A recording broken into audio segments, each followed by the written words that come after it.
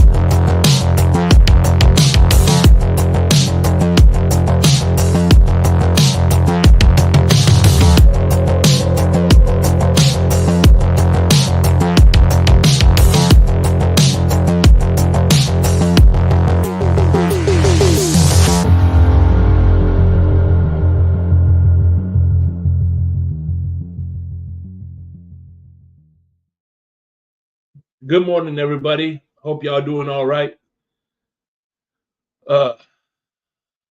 Miss Relentless, good morning. What's up, Michael K? No, there's a thing called a shower. I know people in Buffalo are not familiar with the shower. It is in the bathroom that it cleans yourself. I know you guys aren't used to showering. That's why I'm not early, because I shower in the morning. So yeah, that big water thing that's next to the toilet is called a shower. So I'll send you a tutorial how to use it one day.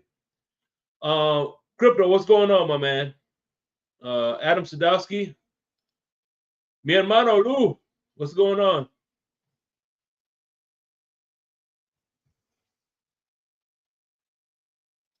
I could tell you, but I'm not here to explain showers. I'm here to talk about the Dolphins.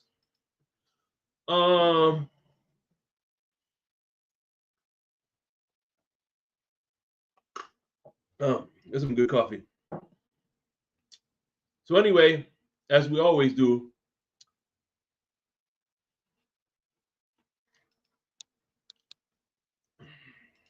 we always do the press conference to the Jets, and today is no exception. Our enemy's opponent. Oh, whatever. Well, by the way, I sent the in the link in the group chat if you want to. Oh, there it is. Hey, what's up, Crypto? Hey, what's going on, Jake? Not much, man. Living the dream, baby. You forgot the only showers that Michael K is thinking about is golden showers. Oh, okay. That's the one he's familiar with.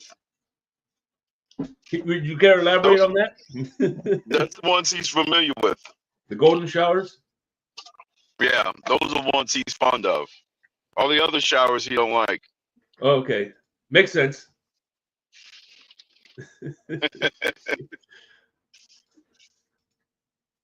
Oh man. So anyway, we're gonna play this press conference, and let's hear what it kind of sucks for, I guess, for the head coach who's there. Like, what incentive does he have to coach? If you're the Jets, because like either way, you this is probably your last day in New York. You know what I mean? Last game in New York. As far as it being a Jet. Can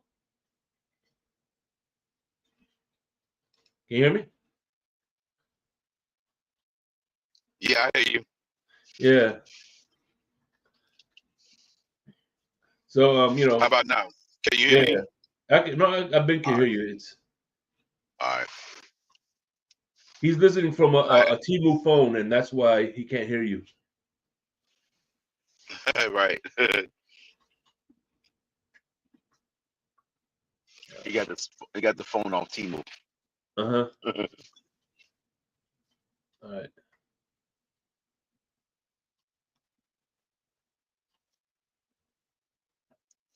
Okay, this was streamed yesterday, so we'll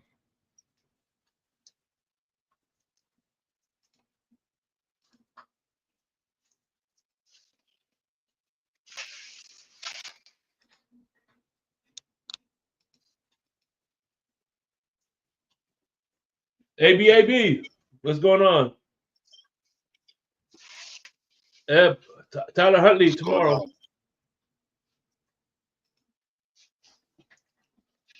Oh man, Huntley will be in the building. Oh yeah, Snoop Dogg, yeah, Dogg, Snoop. Hey, tomorrow morning. Everybody who's we should play What's My Name by Snoop Doggy Dogg. Hell yeah.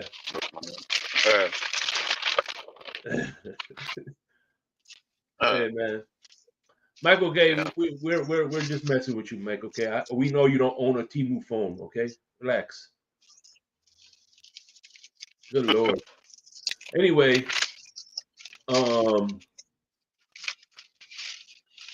Here we go. Game time here. Sauce won't be playing. Good afternoon, guys. From injury. Hey, if you have any questions in the comment section, I want you. Can you monitor the comment section? Let me know. But other than that, let me know if you want to stop too. You know what I'm saying? If you hear anything interesting that you like, you know what I'm saying? Standpoint, Morgan is still questionable. He's going to push it all the way up to game time here. Sauce won't be playing in this game, though. It says questionable, I know, but we've changed that to out. So beyond that, questions? Damn, Sauce ain't going to play. Not all at once. What is your reaction to the news that Tua is probably not going to play? The offense is such a systematic offense, in the way they operate that although Tua is a fantastic player, he really is the offense. Huntley can absolutely run this offense at a high level. So I think regardless of who was quarterback, you're going to face a lot of the same stuff schematically. The only real difference is Huntley's mobility. He's a guy that's a scrambler, and he'll get first downs with his legs, and we got to account for that. Interesting. Right off the bat, you notice that, Chick? What do you say? What was that? Right off the back, he said, Huntley can operate this offense at a high level. Seems like there's a lot of disagreement in his fan base that no quarterback can operate this offense at a high level. He didn't just say operate the offense. He said at a high level. Well, here's the thing, too. You got to remember, too, that Huntley had no training camp. Huntley had no OTAs. And he was thrusted. This playbook was thrusted him the week before he got here. Yeah, the week before. Yeah, he had to go cold turkey. Get to learn this offense cold turkey. Yeah. So at the end of the day, look, the difference between when he first played and the second time he played is night and day, because he had more time to learn the playbook, more time to spend with Derek Bevel, because we know Tua has his nose up Mike McDaniel's ass, and more time to grasp the plays and the verbiage and things of that nature. What's up, El Capitan? Your biggest stalker was looking for you.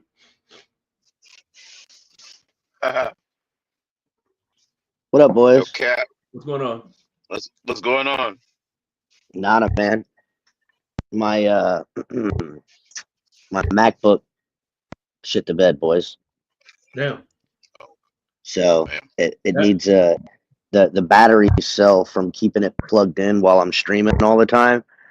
When I unplugged it, the battery lost its freaking ability to charge up all the way. So I got to buy a new battery for it.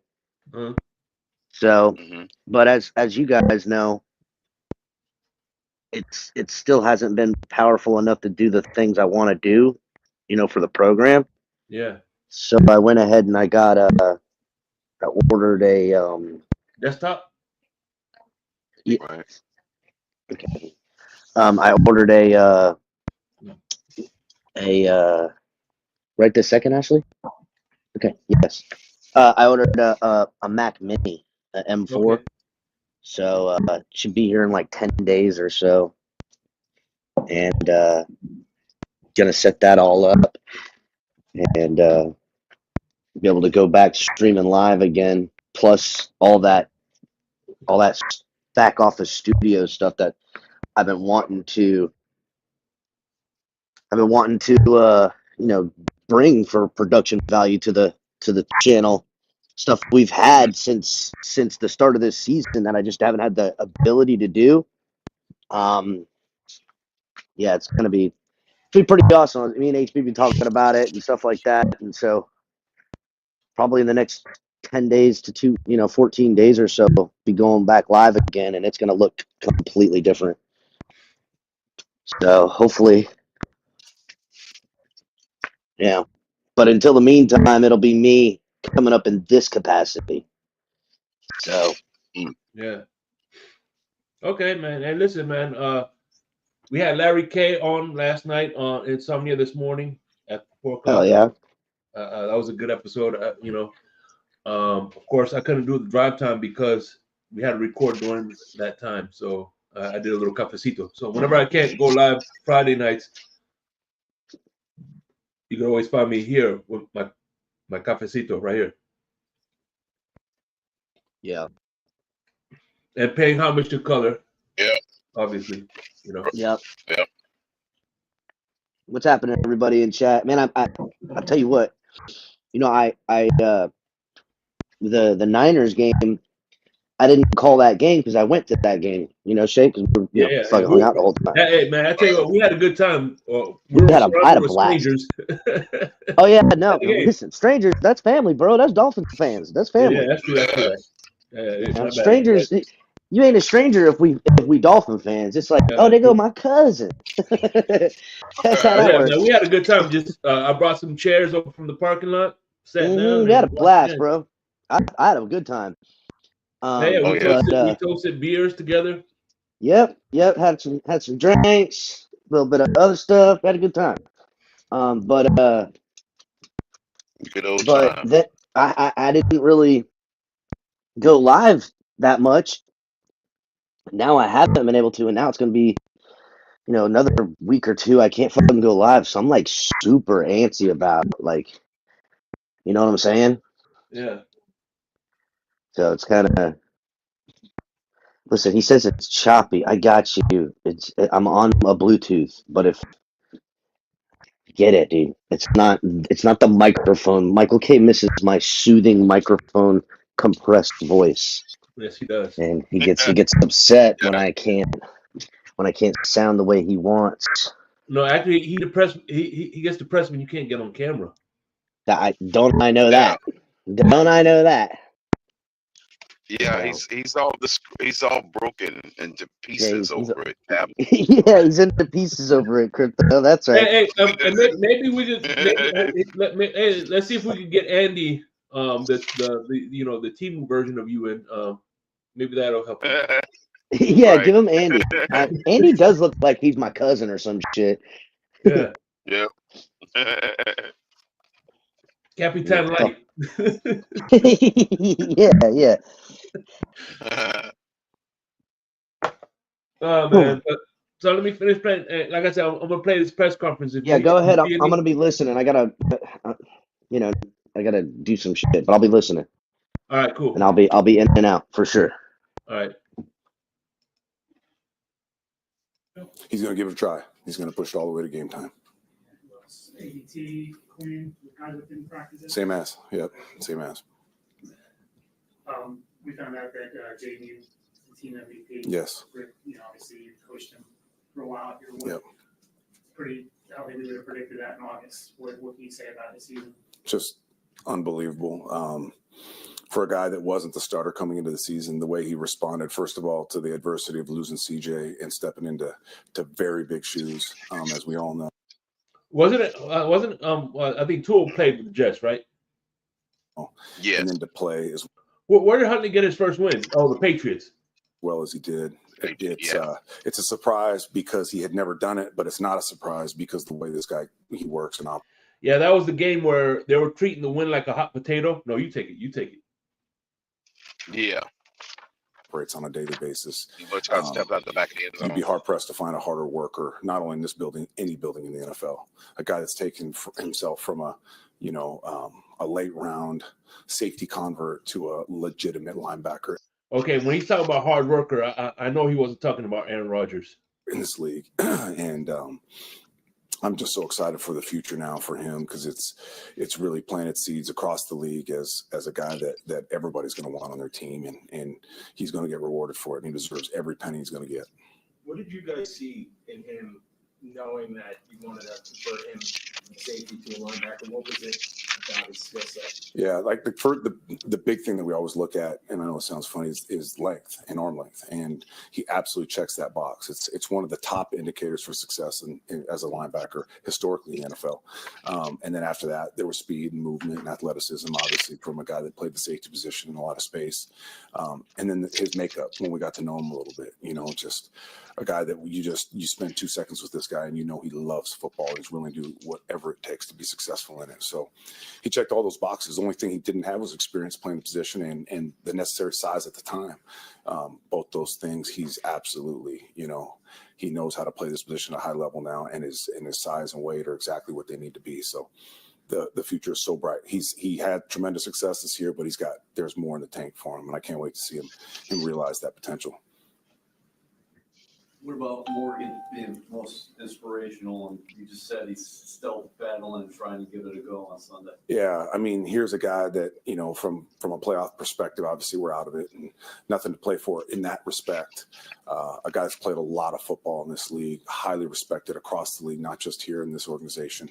A lot would say, with all the injuries he's battled this year and all he's gone through, like, why even try? And it's just such a demonstration of who this man is and his DNA and how unique and uncommon it is. And he feels such an obligation to his teammates, and he has such deep relationships in that locker room that he feels like he's got to play. And if he doesn't play on Sunday, it's not going to be because he didn't turn every stone to try to be available for the fellows in that locker room.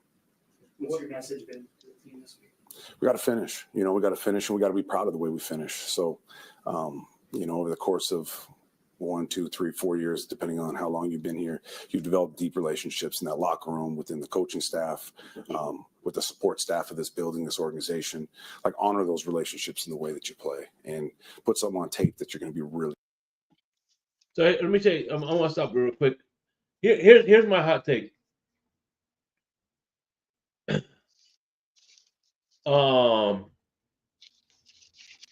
Here's what I'm going to say is the fact that what is it? There's a good chance, let's say they keep all three of us, right? And they say they keep McDaniel and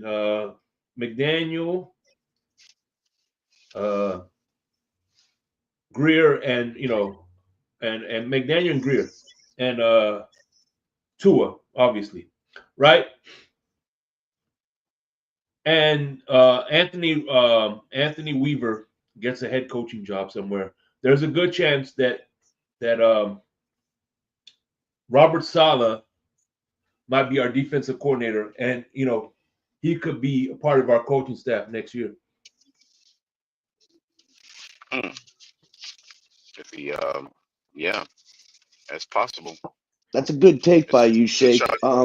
I do have to say this though about Anthony Weaver. I gotta imagine that yes, he would get looks, but if it's like between Anthony Weaver and Brian Flores for someone to pick one of the two defensive-minded coaches, it's gonna defer to Brian Flores, even though they have the stuff. He at least has head coaching experience, and you know what I'm saying, in a multitude capacity, rather than where Weaver had just an interim. You know what I'm saying? So, but Anthony Weaver, with very little sacks and very little turnovers, has what is it, the third-ranked defense in the NFL or some shit right now? It's crazy.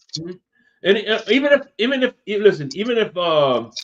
whatchamacallit, even if Anthony Weaver stays, that they go through a lot of assistant coaches. There's still a possibility he could still be here, maybe a special teams at some capacity too.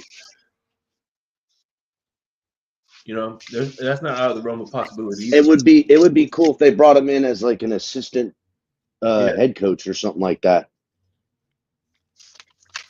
I can see that as well. So, but really proud of. These moments of adversity, they're gifts, in my opinion, because they really reveal us. When times are good and we're playing well and the record is awesome and we're headed to the playoffs, it's easy to be a great teammate. It's easy to be a good player. It's easy to prepare. It's not easy to prepare when you're losing. It's not easy to prepare when you're out of it. It's not easy to prepare when all the external noise is going on. And for guys to really demonstrate in times like this who they are, I think is powerful going forward. Have you, the team obviously is looking toward the future and has been conducting interviews with GM and coach. Have you gotten any indication that you might be able to talk and interview for this job? Yeah, I think next week I'll be given an opportunity at some point, and for sure look forward to that. But at the same time, I'm in my feet right now. Got to finish this season right, and these players deserve everything I have. Knowing that that's been going on, I know, like you said, you try to focus on this season, which is kind of knowing that this is happening. How do you kind of block that out for you personally? I just take a deep dive into these guys, and take a deep dive into this preparation. What have you learned since taking over the job, the coaching job? What have you learned about yourself and about the job itself? It's had me take a hard look at myself in a lot of ways. It's reinforced some things that I really believe in, from a coaching perspective and a leading perspective. It's also put some stuff into question that I look forward to reflecting on and growing from. So I'm not there yet, obviously, in the midst of the whirlwind still, and got to finish this thing right. But definitely, this is going to be a great opportunity for me to step back and really evaluate myself and what happened during this entire opportunity that I had. So far, let me ask you all this. So far, since you listened to listening to him, I noticed one thing I like about him. He's very deep. When he asks questions, he's very he's very detailed, but without going overboard with information. I would say he speaks clearly. Yeah. That's what I like. It's not a million uhs and ums.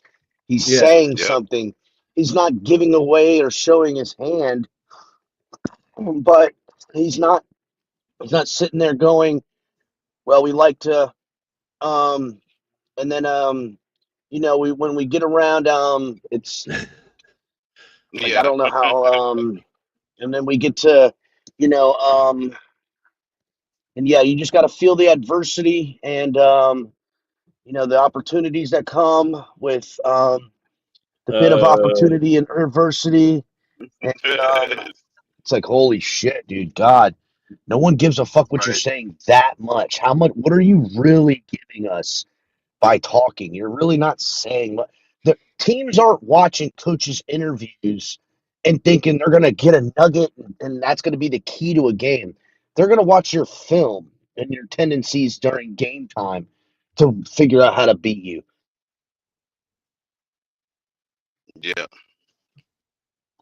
Because they have to change it in the moment.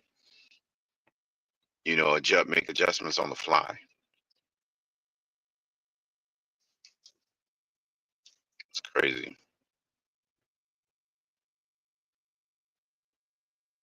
Yeah, he's gonna be on that list. I think he got a chance to retain his job, like the Raiders head coach. Remember, Shake? Yeah. They don't find nobody they like. They'll just keep him. Here's the question, right?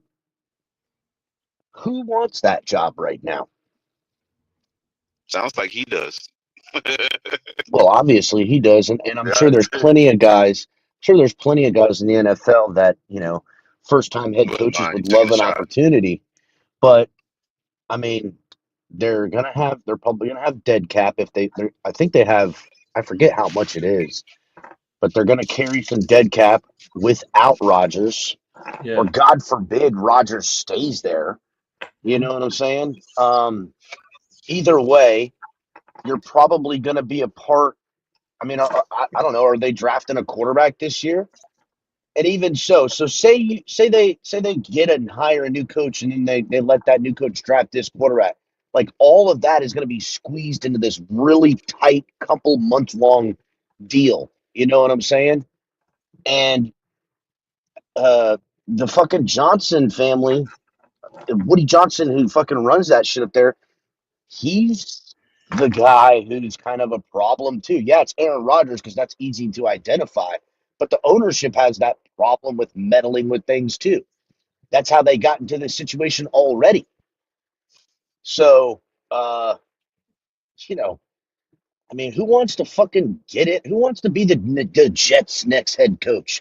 I can understand if you've been a tenured, defensive or offensive coordinator and you haven't gotten your opportunities and you're constantly being looked over. maybe then this might be, a shot you can take. Yeah. And, at least at the very minimum, you can make the best of it, Right. to try Yeah. But you to, know what's funny is the Michael Jackson sang a song. It's called "Man in the Mirror." And if we fire McDaniel, who the hell wants to be the Dolphins coach? We got two. You know what I'm saying? We're pretty much Jets light. You know what I mean? yeah, but at least with the Dolphins and the owner, our owner meddles, but he also is very, very, giving in the early stages, right? Like all of that. He'll be super giving. Plus, you got to, the fans will love you around here. The media will love you around here. New York, you've got about, God, dude, you've got till week 3 before they completely turn on you, and your face is on every friggin' newsstand with them making fun of you. That's how it, like, the pressure is more in that New York market too. Yeah. Yeah. No, man. The fans here will It's turn on you amplified. if you say something bad about their quarterback. Yep. Mm-hmm.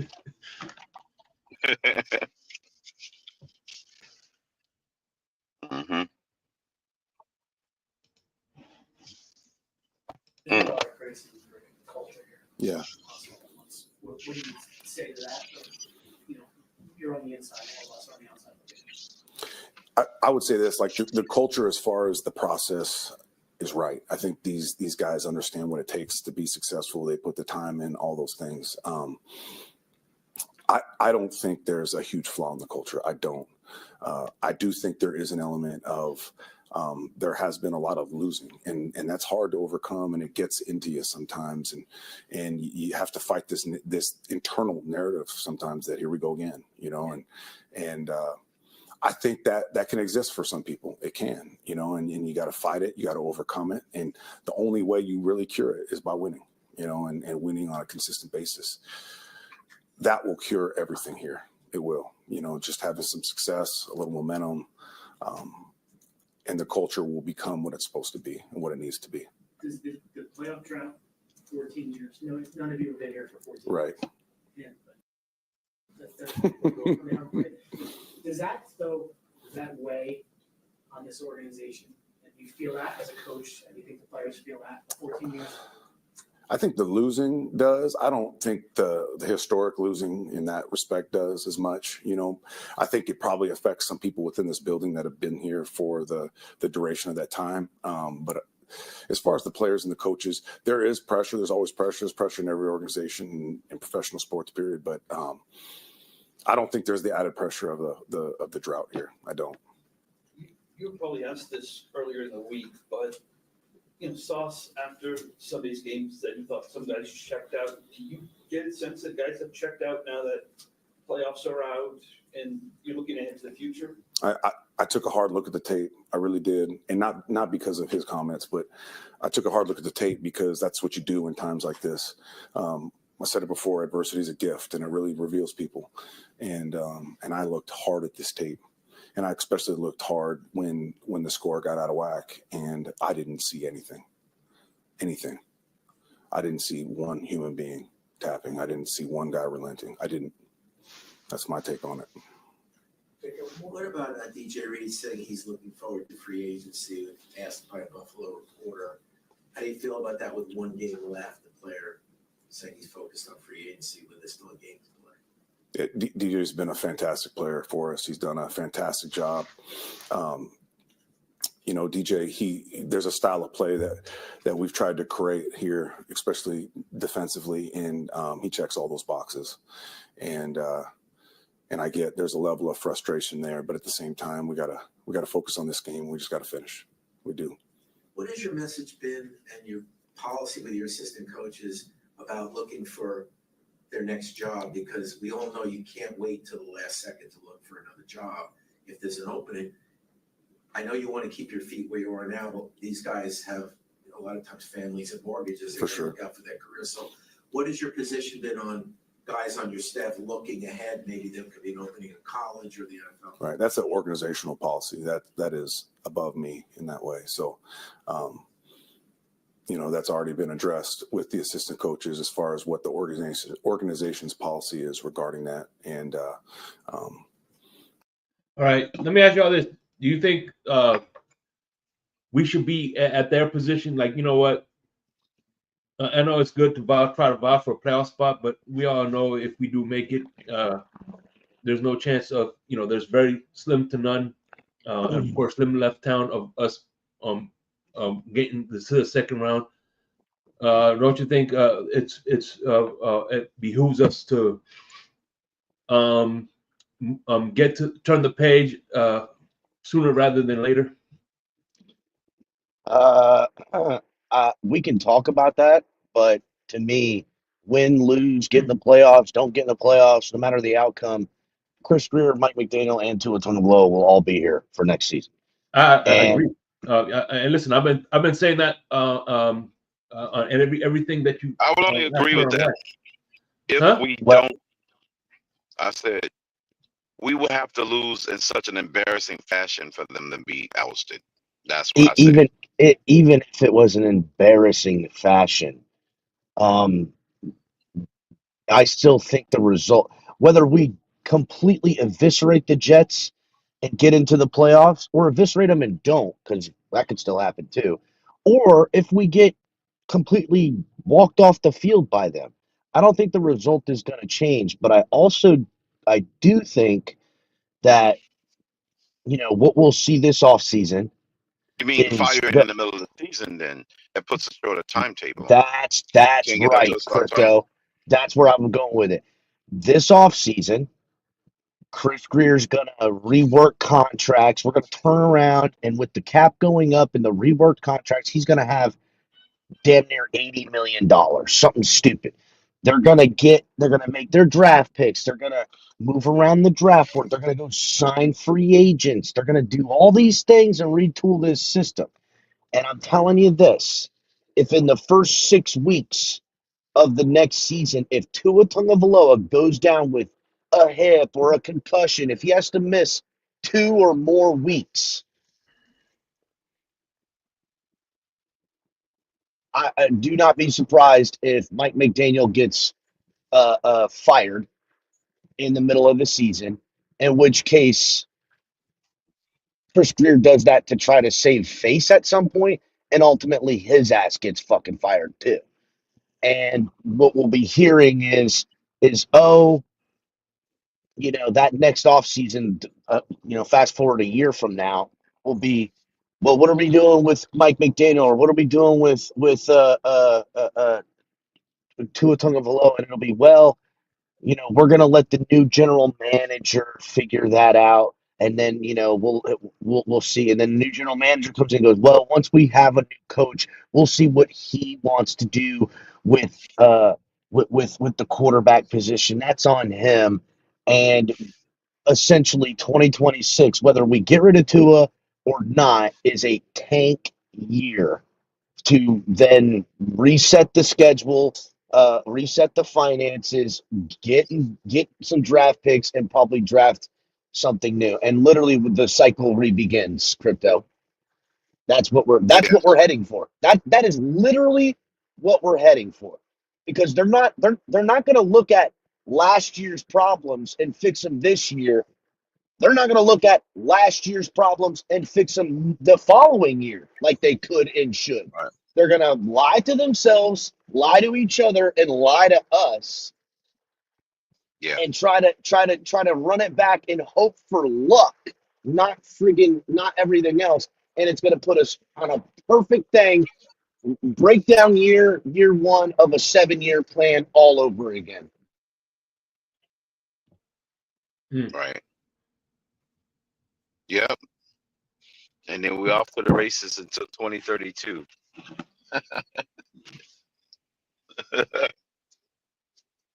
Rinse and recycle, repeat. That's it, buddy. And then, but guess what? All of that stuff still sells. It sells like, hey, the new head coach, Mick, I don't know, like Brian Flores is a dog, and then we have Mick Drip right now. Who knows what next product they could sell with the next head coach by how he looks or how he is and how he talks or whatever. To me, it'll be the pivot. It'll be a no nonsense, hard nosed coach. That's how we always go. We always go from one extreme to the other. That's how Yeah. they've always done it around here. And then They need to. not What do you think, Cap? You think they should do the Denver plan? Actually, actually, what's funny is Wayne Huizenga was the only one that he went from Jimmy Johnson to Bill Parcells. He got proven guys. Yep. It's this guy that's getting the unproven First time. They're trying to set the trend by getting a young new guy.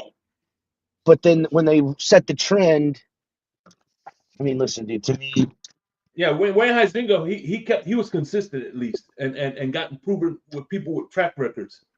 To me, bro, I think we should execute the Denver plan. You got a high dollar contract guy like they had in Russell Wilson, drafted Bo Nix, and look at him. But Denver knows how to do that, Crypto. We don't know how to do that. Raphael Corey, Joe Philman was this guy was Stephen Ross. As a matter of fact, he even took credit for it. Yeah, if we execute the Denver plan, we'll be back on schedule as early as next season. If you get rid of the quarterback, draft this replacement, and we're back up and running. Well, you got to remember here's the thing about Denver and Daniel Jones.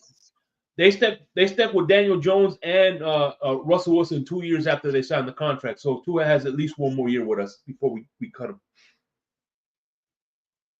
No, Russell Wilson. I think it was just one. I think it was 1 year. His second year. Right? Remember, he played his first year with Hackett.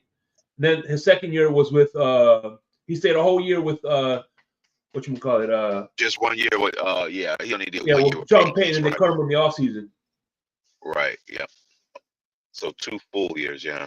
Yeah. So we're gonna get rid of him 2026 out of his contract. Well, he can be the bridge quarterback because Manning is coming out, right? Tua could be the bridge to Arch. Tank for Tua becomes Tank with Tua. Yeah.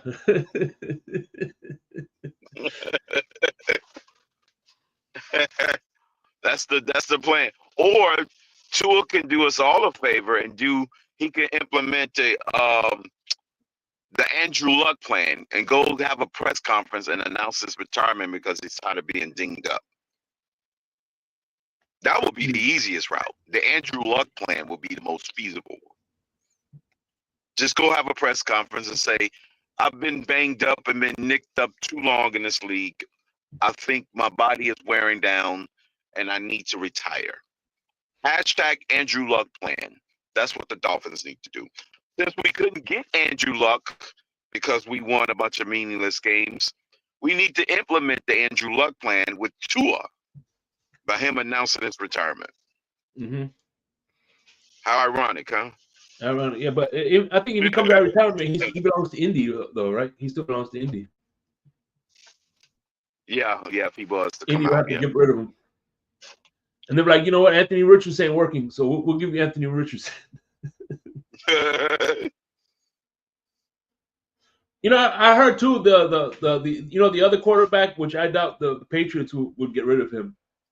People were saying in Lewis's space yesterday they want the quarterback that they drafted. Darian, they said Darian Mensah. You know what I'm talking about? Play for? No, number. No, I was reading the chat. My bad. I was reading somebody's chat. Oh yeah, my bad. Milton, right? Thanks, Raphael. Milton. Mm-hmm. Maybe we should trade for Milton. Joe Milton, yes. Joe was in the 6th round. Mm-hmm. He will be most likely the backup, right? Going forward in New England. So yeah, we can trade for a backup. We done it before. We traded for Josh Rosen. And like I said, look, I always what's funny is I always fancied if we're sticking with Tua, and I know it's this And well, hear me out. If we're gonna get a replacement, might as well get Mac Jones. No, Oh bro. yeah, And again, that's exactly. why I That's said hear real me good. out. That's why I said No. hear. No, I'm with you on that. Shake you on the point. You got a point there, man. No, you Remember guys Mac have no Jones? point. Yeah, I Mac have a point. Jones. The reason I have a point, you know why I have a point? Because he does everything that Tua does. So he's gonna run the same offense. You can run the same offense that Remember, I gotta. Well, here's the he thing, won the boys. title. He won the championship after Tua left. Remember, so maybe if Here, Tua leaves, Mac Jones could lead us to a title after Tua leaves. Yeah. See?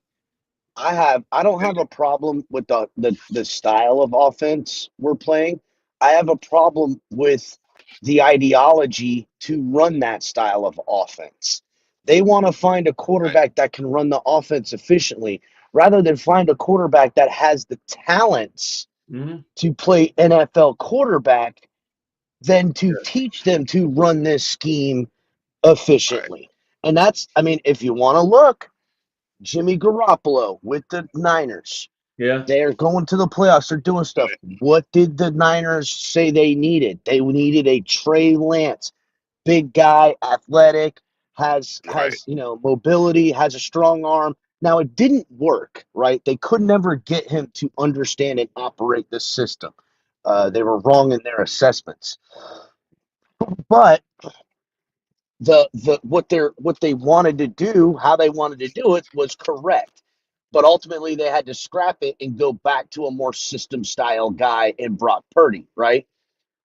But whether they re-sign Brock Purdy or not, I promise you they're gonna look to get somebody in the future that is more athletic, has a stronger arm, that isn't a system guy, but try to train them up in our system. If we're keeping Tua for next year and maybe a year later, depending on what happens, we need to get a strong armed, athletic quarterback that we can mold into the system because that's what takes the system to the next level.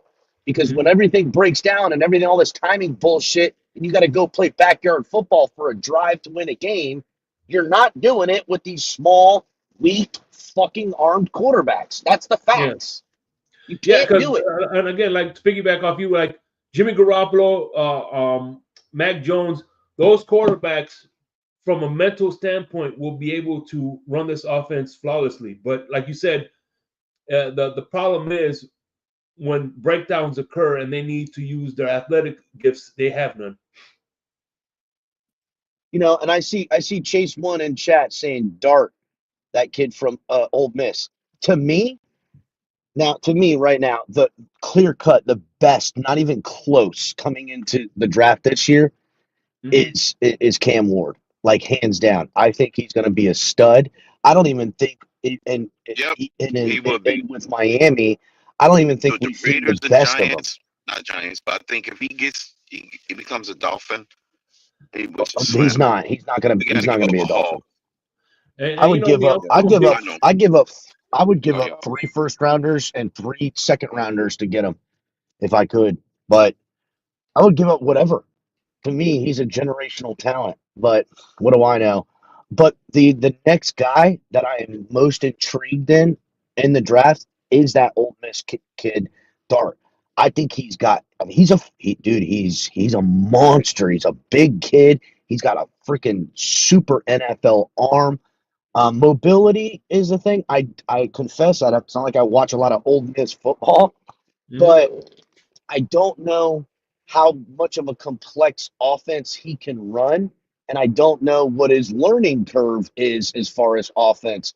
But if they do interviews with this kid and he's got that ability to have that memory and that cerebralness and call and run plays and understand timing, that fucking guy is gonna be good, bro. He's gonna be good.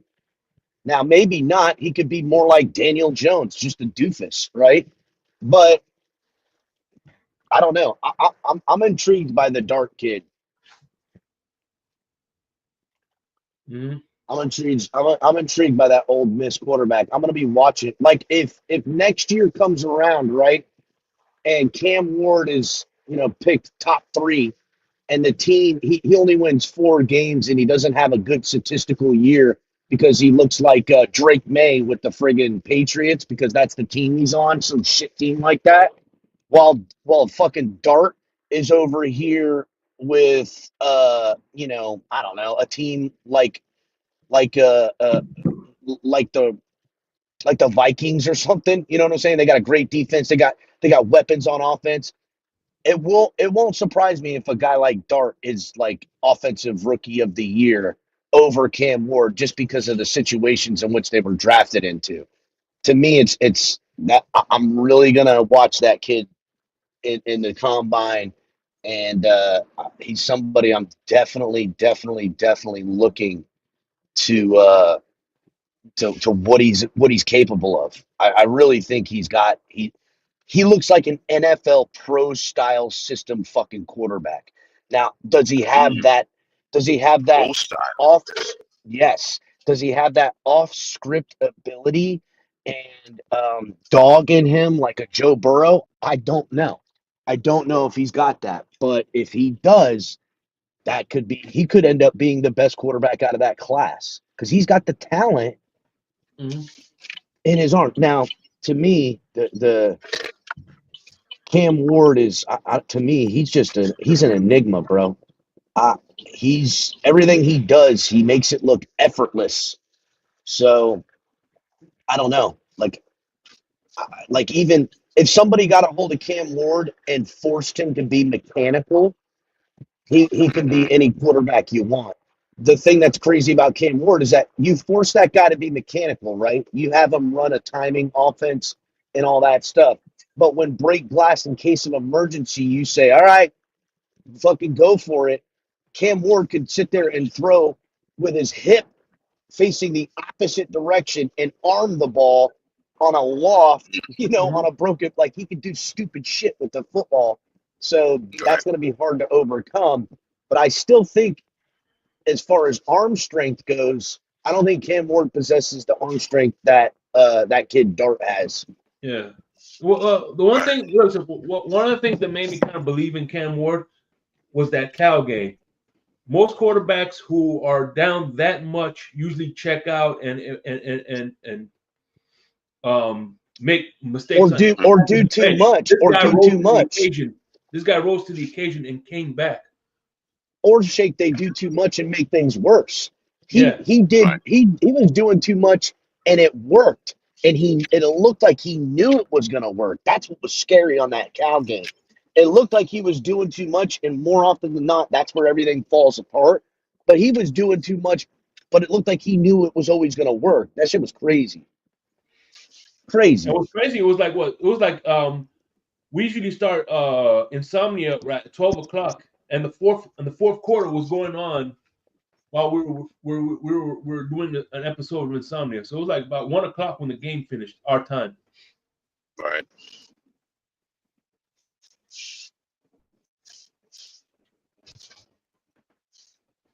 Say it again, Shake. Yeah, I said that game. Remember, we were doing an episode of Insomnia. We were calling I was practically doing the play-by-play for the Canes and the Canes and Cal game. Good morning, Rashad. Good morning, everybody. Hey, I'll be right back. I gotta pick up Morning, my Rashad. brother-in-law. All right. What's going on, Rashad? Now they're out of bed in California, 9 o'clock in the morning. It's still morning for him, so it's going to be Still afternoon breakfast time. soon. I should go get me a breakfast bagel or something, but I got to cut on the carbs, so I should go get one of those egg bagels. It's sandwiched in between two egg patties. Yeah. What kind of breakfast bagel you get? I like to get like egg, sausage, egg, and cheese on a plain bagel. If it's just a regular bagel, yeah, that's definitely fill you up. All you need is just one with a tall glass of orange juice. Yeah. Some good old J. O.J. Simpson.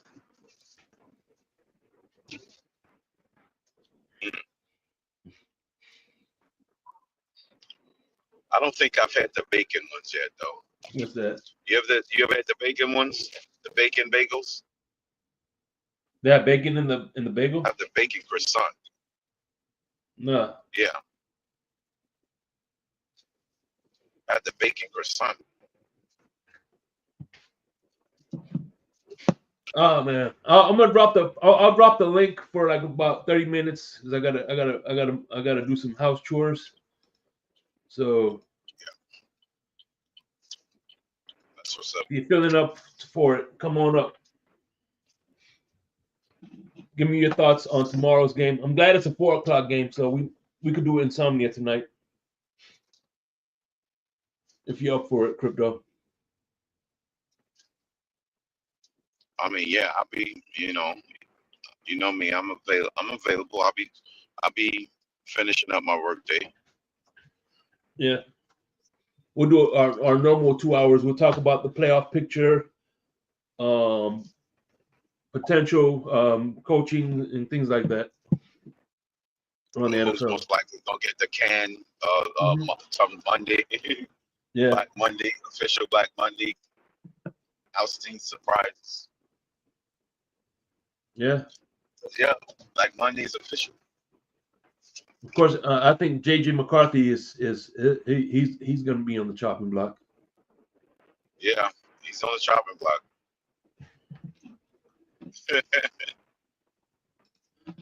Good morning, Rashad. Good morning. Bottom of the morning for you, brethren. What's going on, man? Not much. Yeah, it's. Why my headphones not working? Chopping block. And did you have a coffee with Rashad when you were at LA? In LA, Crypto? Say that Did I one do more what? time. I said, did you have coffee with Rashad when you were in LA? He was in Northern California, I think. Weren't you in Northern California, Rashad? Yeah, I didn't go to the game this year. He's up north. My boss left on maternity leave like the week before, and I've been running the show ever since. And now I'm done.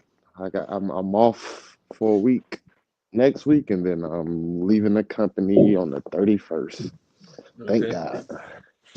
Oh, you gave your 2 weeks notice or 3 weeks? Oh, that's the month's notice. Yeah, pretty much. Helping them close the store down, and then they want me to go to another store an hour away. Like, nah, man, my daughter got 2 years of school left. I'm not gonna be doing all that commuting. Did you graduate in high school in 2 more years? Yep, she's a junior right Say that again, now. Shot. Yeah, she's a She's junior right junior, now. okay. She's graduating next year. Okay. So 4.0 student. I'm chilling. Empty.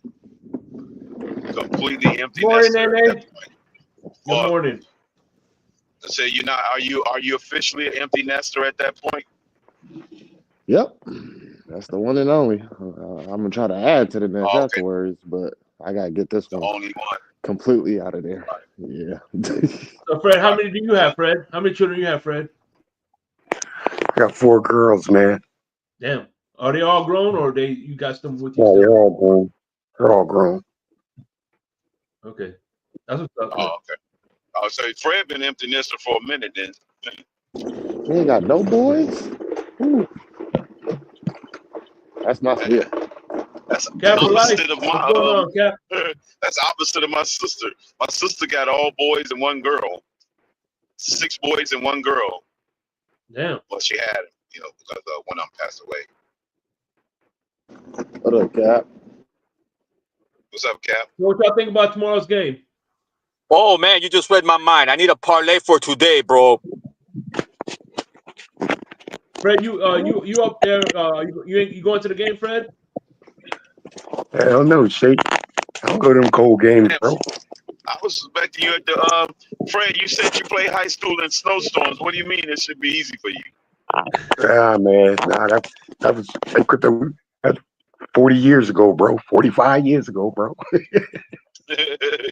You played those high Bones, school games out there in the snowstorms, man. Yeah, he played with polar nah, bears. man. Apparently, he practiced with polar bears. Bones can't take that no more, crypto, man. It's bone chilling cold out there. It's cold. Yeah, it is, bro. Yeah, it is, crypto. That's thermal underwear sports, bro. They not even Yeah, I going to work, gotta pick bro. up Let me some tell more you. thermals. Yeah, They you not gotta even going to layer work. up. You gotta have like 7 shirts on, and a sweater, a pullover, then your coat. Hey, but you know what, crypto? You can't overdress, bro, because then you start sweating, and then that's when it really You bites gotta you, get. bro. Hey, let me ask you this. No, Hey, you let me don't ask want you to. this. Hey, No, no, listen. no. You can do it, but you layer it right. You gotta, making sure you got breathing. You can breathe. You can Your breathe, clothes yeah. can breathe. Yeah. If you do it right, it can be done. Oh man, what's funny is I'm thinking. This is what I'm thinking, right? This is I'm gonna get into my peak. I'm gonna get into my inner peak. Okay. Uh-oh. So this is what happened. Okay, and this I feel this. What happened was they were getting ready for the Cincinnati, the Cleveland, right? And he was on the phone with his wife. He goes, "Wow, I can't believe you're going to be going to Cleveland, the Jets, and possibly Buffalo Bills, like to cold stadiums the last 3 games." He's thinking to himself, "Holy crap, I got 3 cold weather games." He's like, "Oh crap, 3 cold weather games." So as soon as he got out the car, he started limping. He goes, "Hey, I think my hip is bothering me." You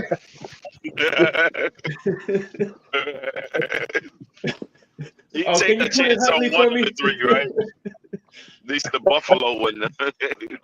Yeah, he thought about the 3 cold games he has to play, and he's like, "Hey, my hip is bothering me. Can you bring in Huntley, please?" I think that's what it was. Minimize the cold weather game. Yeah. Oh man.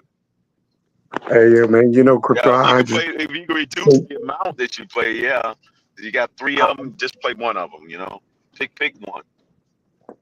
That's I all you have just to do is just pick one.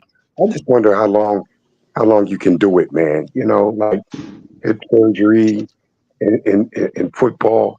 Like, just how long can you do that, man? Hey, did you guys see the tweet today from Kaufman talking about that? Ever since Flores tried to weaponize the media against Tua in 2021 to keep him out from playing, that Tua's been like pretty much saying that he's not hurt all the time to try to like weaponize the media now. I've been saying that for a minute. The man always says he wants to play, and everybody just like, doctors say he can't play. Like, and they give you a bogus ass answer. His body isn't ready. What? Like, what's the injury? Like, can we get a definite? Like, no one even has It's a said hip. cracked hip, Rashad. They don't They want to say said it. I'm not saying it. Oh, okay. I was about to I'm say. guessing that. I'm saying it's a cracked hip. I'm going to the lowest of the common denominator. If it's a cracked hip, he ain't, and we make it to the playoffs, he ain't playing. Is it the same hip? Is it the same hip that was? We don't know. They There's haven't zero told dark us 30, bro. Nobody knows. They don't want to let us know nothing. He's not ready. He aggravated his hip, and yeah, that's it. Like, re-aggravated? I thought the hip was fine. His injury is solid. Re-aggravated. Yeah.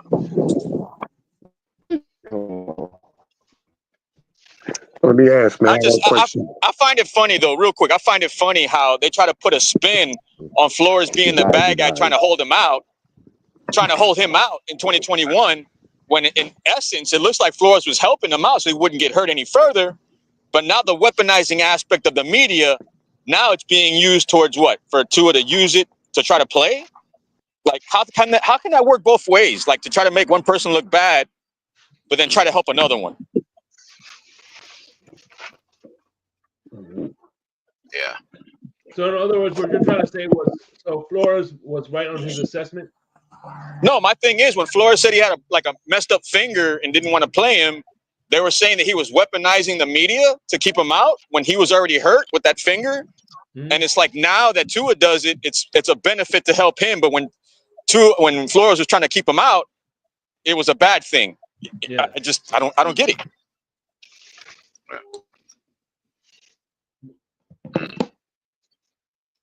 Right. That's crazy. Hey, Shake. Does the organization have to let it be known about any surgeries, bro? Do they have to, or can they, just choose not to say anything about all? Well, here's the thing. Here's the thing. You fucking retarded cat. Anyway, Man, Shake's pussy is playing around again. Yeah, my pussy's gone crazy. My pussy's gone crazy. But anyway, listen. You have if you have the Steelers one time got in trouble because a player was having certain injuries and certain issues, and they weren't putting it on the injury report. When they found out that he was actually having issues and it wasn't on the injury report, you could get in trouble for that. You get fined if you have issues, drafted. medical issues or something like that, you have to put it on the injury report. That's a fact. Yeah. Or you're in deep shit if the NFL finds out that you've been keeping that information. I definitely believe Tua is hurt, but you gotta get rid of the kid. I think he could play though. I ain't gonna lie. A football player. He's got a lot of soft tissue. A football player knows if they can play or not. If the man can play, you're saying he's hurt, but he can play. Would you guys be okay with this? Like if Huntley was to play and Huntley was to win that game Sunday and get the nod to play against Buffalo, would you guys be okay with Tua being a backup to the backup? Yeah, I'm good with it. I mean, that's just you riding a hot hand. Then I mean, if the game plan fits, I don't give a fuck who's quarterbacking. Just win the damn game. I don't care. Me too. But I mean, if somebody goes down, we need depth. But I mean, if he's gonna want to play, you got to take one for the team and wait on the pine, bro. Let Huntley finish what he started. That's why we got Skylar Thompson now back. Oh, bro. Imagine if he got in the game, bro, and we won again against the Jets again. Don't even put that energy in the air. Yeah, that's crazy. I wonder if Tua is out for Sunday, or is he just? His words were he's available. His words were he's available. That's what he said. Availability. Remember Jacoby versus the Baltimore Ravens? Tua was available, but Jacoby started, and Tua had to come in later on in that game to save. What's up, Nene? I'd rather it be him than fucking Skylar. I had to come up here for Shad and Cap's foolishness. That report about Flores was yesterday, and it was only one sentence because Flores is now being looked at for the head coaching job for the Bears. I didn't say nothing. No. What I'm saying is, it was Chris Kaufman trying to say that Flores was weaponizing the media against Tua back in 2021. Right. But I'm telling you why. Because now that I even got some people in Chicago, they are looking to hire Brian Flores as a head coach for the Bears. So that's right why now, right? Yeah, the timing. It has nothing to do with injury, but to Shad, listen, ain't nobody holding Tua back. Tua body is falling apart. As someone that has multiple injuries, when you start having injuries like that, one thing after another starts to agitate. Like they said, everything's connected to each other. So you have one issue here. Like for instance, my back is all jacked up from jumping out of planes and all that foolishness when I was in the military. Guess what I got now? Leg and feet problems because of the nerves that's connected. So it's nobody holding him back, because if that's the case, then you're saying Mike McDaniel is now holding him back. The proof is that his body is not holding up. That's what it is. No one is weaponized and N- holding him n- back. over a long season. the man said he can play. Yeah, The but man that wants doesn't to play. mean You know, he's players always healthy say he can The enough. play. doctors That's are the holding ego of the him. player. The doctors are holding him out. If that man said, if you've played football, you've played hurt before. Everybody right now who's played this season, I'm sure is a little dinged up. Tua takes hits. Tua doesn't take hits.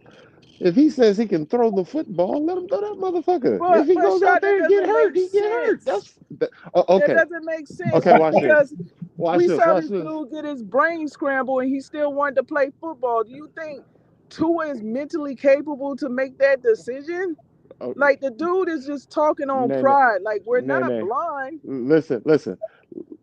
Lamar Jackson, 100% healthy. One hit can take him out the game. You know that, right?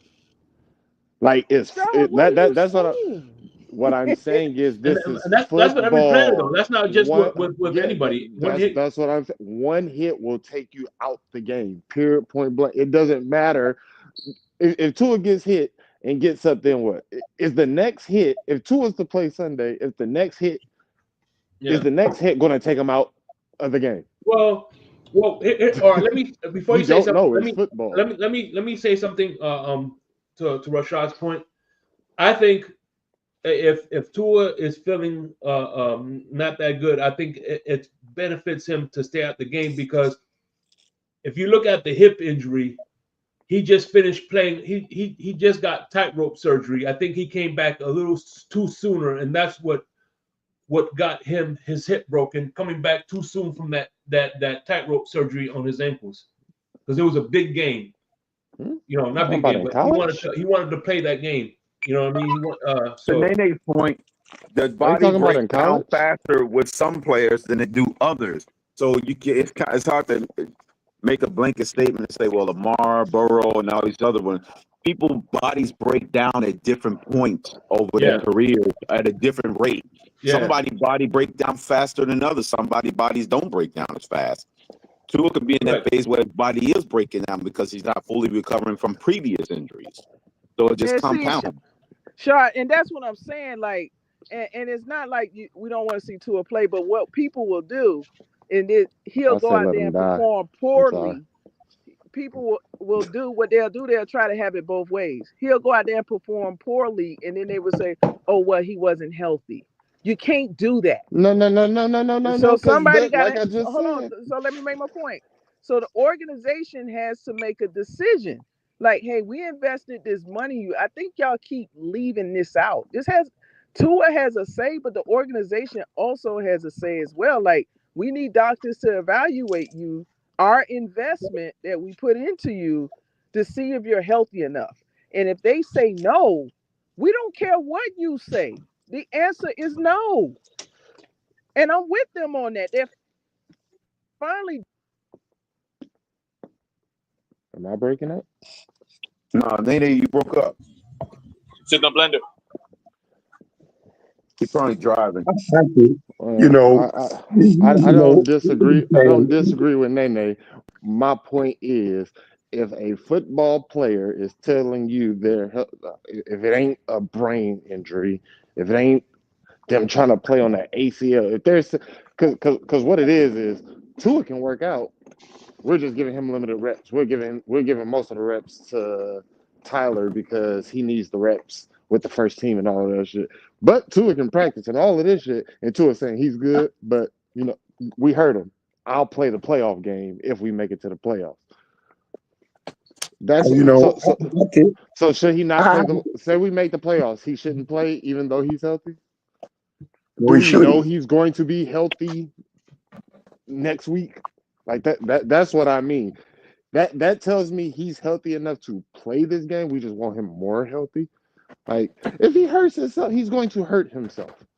Now, if he goes out there in the playoffs and hurts himself, if he sits out, come back week 1 next year and gets hurt, what are we going to say? He shouldn't have been out there. His hip wasn't ready. His ankles wasn't tight enough. His hair wasn't screwed on right. His body's breaking down all the time. It's going. That's my point. Crypto. No, you give him a full off season to recover. I mean, I just think there's a big difference, of a player's body breaking down, and then you just have a, a, a catastrophic surgery. I mean, injury like to a head. That's two different things, man. I mean, when your body breaking down, I mean, I get it. After 11, 12 seasons in the NFL, yeah, your body breaking down, but this is 5 years, man. Guy has surgery for his hip. It's just that he can't do nothing with that hip anymore, man. It's not going to heal at all. It, he shouldn't even be playing football no more, in my opinion. Shouldn't even be playing anymore. I mean, go ahead and do a Bo Jackson. Just go ahead and retire after a couple years, man. I mean, nobody's going to think bad of you. It's just what it is, man. You have an injury, man, that you're never going to come back from, and you'll be just put yourself in more danger for something else to be terribly hurt.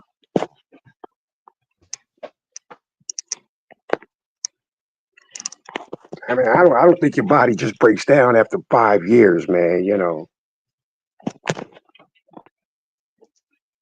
Let me ask you guys this. Ever since the injury, that was what, week 2, right? Yeah, it does, Fred. Yeah, what you call it? Hold on, real quick. Freaking Andrew Luck's body broke down after 5 years. All right, let's put it like this. Since the injury, hey, week 2, he was out week 2. That was 4 games, right? He comes back.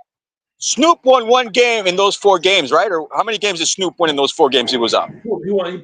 He's 2-1. Okay, so he's 2-1. He basically can be 3-1 by Sunday if he starts. How many games has 2-1 since he's been back?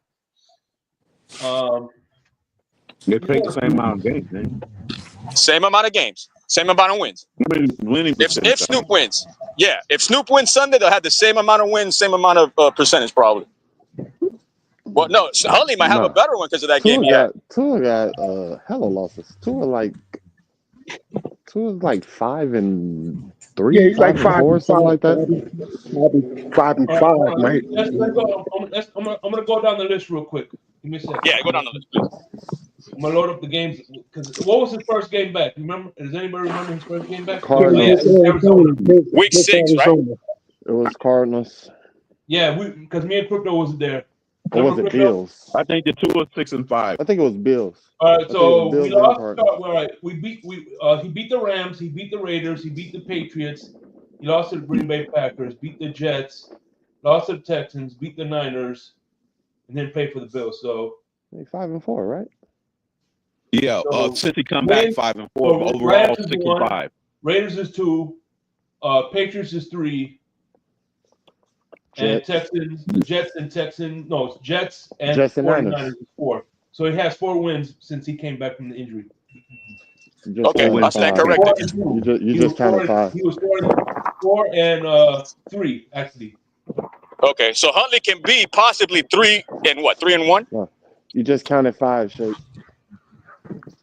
You just said Rams. You just said Rams, Raiders, Patriots, Jets, Niners. That's 5. And 49ers. Those are 4 wins. That's he lost to the Texans. He lost to the Packers. He had a 3-game winning streak, and then he lost, and then he won 2 after that. Yeah. So 5-4 is record after, and then he's overall 6-5. It was overall record. Okay. All right. I stand corrected. Yeah, all right. Yeah. Total record for the whole season. Terrible. Plus 6-5. So 1 game above 500, basically. So he's on par with the backup, basically, as far as running percentage. And his winning percentage is on par with the backup. No, so the backup is better. Daniel? It's on par. It's on par. Chef Jew, what's up, Chef Jew? Yeah, as far as the percentage, yeah. So you think about it, would there be growth with Mike McDaniel, or just like the Jets coach said, he operates this offense at a high level? I'm just quoting the Jets coach. He said that about Huntley. Like, man, at a high level? Damn. I mean, Two and be mad at that statement. I'm glad Tyler Huntley just let the ball go. He hesitated a lot, but he eventually started letting it go. He Like, said the thank one you. thing difference. He said the one difference between Huntley and Tua, he adds more mobility. That's the Yeah. difference that they have to Yeah. prepare for. I'll His preparation say against that they have to prepare more against a mobile style quarterback than they would just a statue in the pocket. I would say that lack of anticipation. If Huntley had the anticipation that Tua had, he'd be the starter. He'd be a Pro Bowler right now. God damn. But they said they already from a defense standpoint, they already prepared for that already as a when Tua is in there because it's a system. He said it's a system that we run But this is they the already thing. aware of. You It's can say nothing extra that they're preparing for. Yeah, you can say.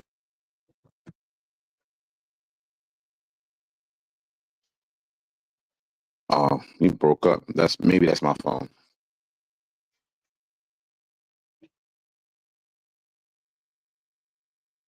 Hang on. Yeah.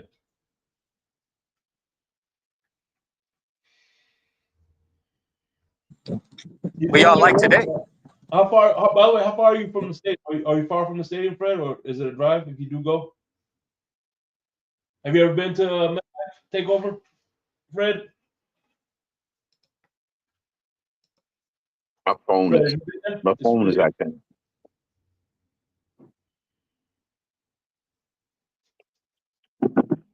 Got the Michael K plan. What's that? Shay, can you hear me? No, the phone. Yeah, okay. You good? No, he said the system they're preparing to attack our offensive scheme, and he said Tua is a very good quarterback, but he said the difference with Tyler Huntley brings is that mobility that we have to be aware of and prepare for. On top of what we've already prepared for, Why my if Tua, headset keep disconnecting? Jesus. yeah. So I think it's StreamYard. I don't know.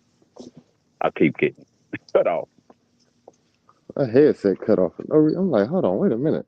I can hear you, but I don't know if y'all can hear me. Yeah, I do. I can hear. That was weird as hell. I think it's StreamYard. Come on, man. Hey. Who drafted Tua, man? Ross or Greer? Hey, let me ask you Crypto. real quick. Have you ever been to MetLife Takeover? Greer and Flores. That was Ross. Have you ever been to a Jets Dolphins game in person, Fred? And Greer should be fired. Huh, Fred? What you say, Shay? Have you ever been to a Dolphins Jets game? No. Hey, bro, nobody went to the takeover this year, huh? No, it's gonna be pretty. The crowd ain't gonna be there. I'm surprised. It's not gonna be big outdoors. First of all, it's gonna be like 10 degrees outside.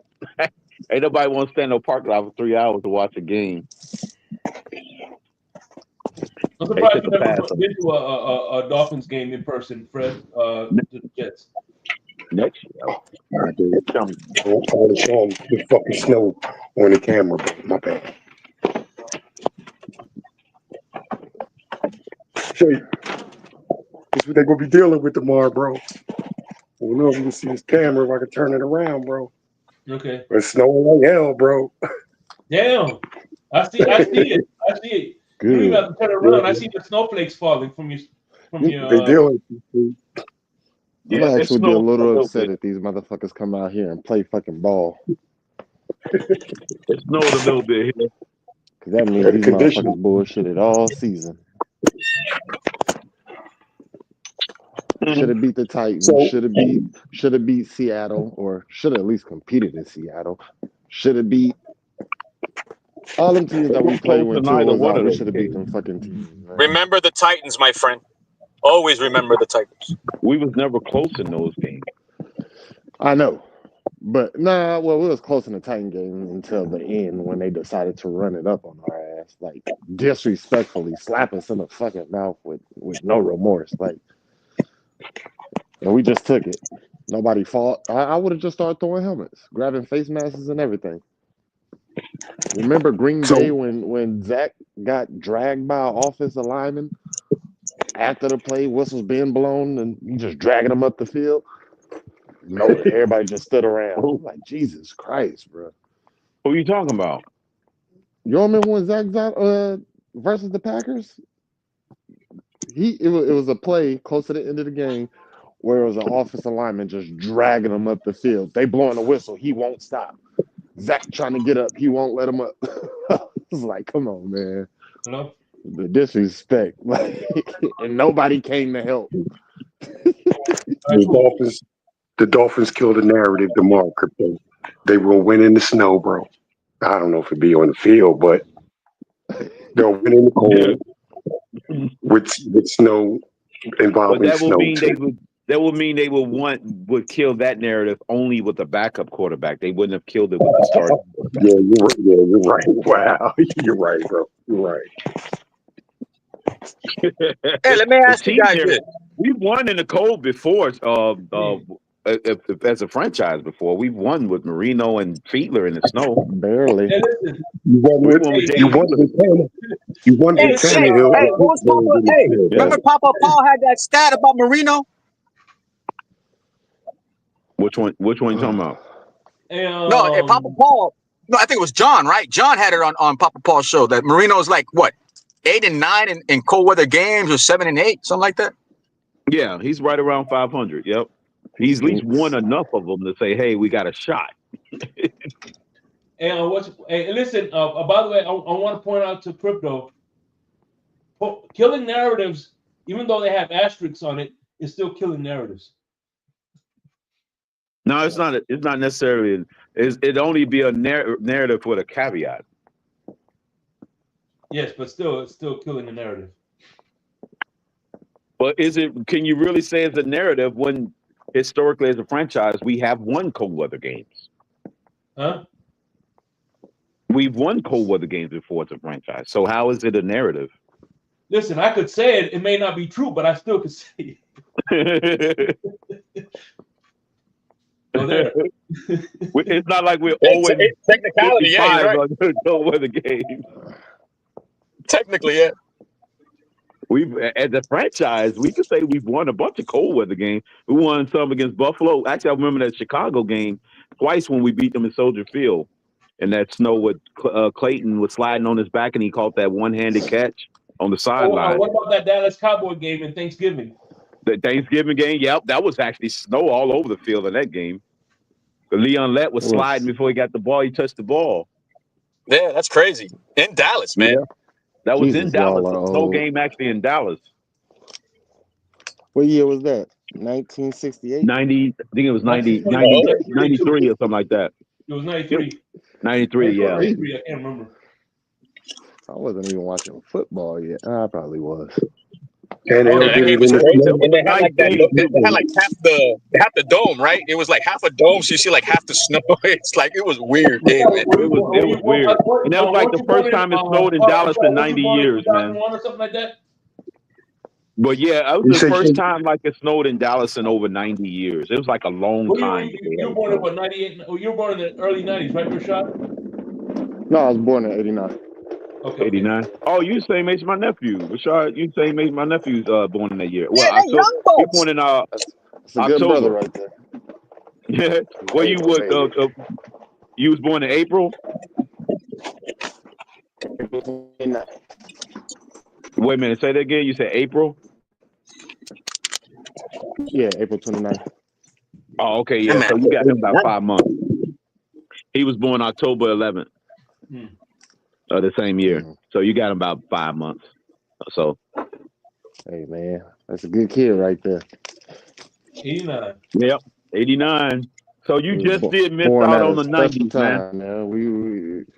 The prime of everything. Internet was just starting at He was that able time. to go outside until the streetlights came on. Good times, man. Good times. Hey, can you name I had curfew, but I didn't have curfew. By the way, can you name a wide receiver or any football player with the number 89 on it? Tony Martin. I'll be rocking Oh, Dolphin damn, you got me poncho on that. tomorrow. Take shots out of my Dolphin shot glasses. I'm having on Dolphin. I don't want to Google it. I want to. I Man, don't they know. for Dolphin. See, the year I was born, Richmond Webb was the year I was born. Richmond Webb. Oh, okay. Richmond Webb, 75 was my year. So what great Dolphin wore 75? Was it Barner Carney? No, he was 40 something. He was 40. No, he was 45. Doug Betters, bro. Who was that, Fred? Doug Betters, man, defensive tackle. He wore 75? Yeah. Damn, Fred knows his shit. Oh, okay. Damn. Yeah. Not too many people wear that number. No, you're right. Not too many, bro. Not too many people wear that number. That's like a number that people just don't choose. Let's go on the 75. I was born right in the middle of the decade, right in the middle of the disco era. That was a good time, bro. Yep. I was a disco baby. I caught the end of it, 78. Yeah, we're both, 78. Yeah. You at the end of the disco. We're both the same year. Whatchamacallit, Richmond Webb or 78. Yeah. Webb 78. Also, Laramie Tunsil wore 78 too. Yeah, that's right. Laramie Tunsil was 78. Did he? Dang. Really? Yeah, he wore Santana Moss was born in no, he wore 89, right? I think he did wear 89. So that's so there's your year right there, Rashad. Oh, by the way, shout out to Raphael Courtwright. He said whatchamacallit, Manny Fernandez wore 75. Fernandez, bro. I hear a lot of stories about him, bro. Manny Fernandez wore 75. Okay. Pop Warner was in 89. That was the first year. Hey, Cat. Manny was a real undersized defensive lineman, bro. Real undersized, but he was quick. You know. That's I mean, couldn't get him. bro. Yeah, Manny Fernandez wore number 75. Yep, he wore it. So there you go. Okay. Pop Warner football. I think 62 was retired. Jonathan Oden wore 75. Howie Long wore 75. Jonathan Oden or Ogden? Ogden. Jonathan Ogden. Yeah. Yeah, Jonathan Ogden. Joe Green wore 75. Is that your number? Is that your number, Fred? 62? No, man. Damn, 65. 65. Yo, your number is O.J. Simpson, right, Fred? No, Chris, Shake. I don't even know who wore my number, man. 65, bro. He said O.J. Simpson. He said O.J. Simpson wore your number, Fred. Was O.J. 32? Nah, man. Nah, he ain't wore my number, man. That's your number, Fred. 32. Oh, that's cool. I could start doing that now. We'll start moving around in a few minutes. So. Oh, I remember who wore 65, Jake. I remember who wore it now. Jeff Dellenbach. Tim Ruddy wore 65. Dellenbach wore 65? Tim Ruddy? Yeah. Oh, okay. Tim Ruddy wore 65. Okay. I thought Ruddy was 62. 61. 60. Yeah, he was. Hey, yeah. Big Philly had Dellenbach on his show one time, bro. What number is he? 65. What was he, a center? Who are you talking about, Cat? Dellenbach. Joe Green was 75. Yeah, that's right, for the Raiders, right? Dellenbach did both. He was center and guard, bro. He played center and guard. Yeah, I remember he was saying that.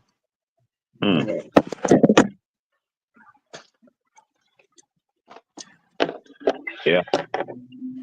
Yeah, Tim Ruddy wore 61. Yeah. Tim Ruddy, yeah. Remember the Tim Ruddy story? No, what happened?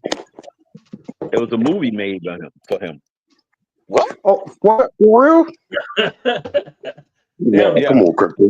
Playing around, bro. Yeah, Rudy from Notre Dame. It was a movie. God damn. Talking about Rudy. Rudy. Yeah. Wow. Damn, Lou, what you wrong for that, Lou? Damn, Lou.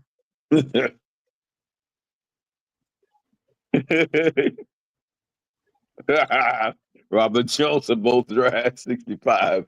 Damn. Damn, Fred. You can't elaborate on that? See, listen. Don't. I don't blame. Look, I think Lewis is lashing out because ever since Tony joined the Pete's film breakdown crew, I think he's angry. You know what I'm saying? Right. That's right, Shake. He's lashing out. He's trying to make up ground. Yeah. You know, Pete and Fred and Tony is making strides now. Mm-hmm.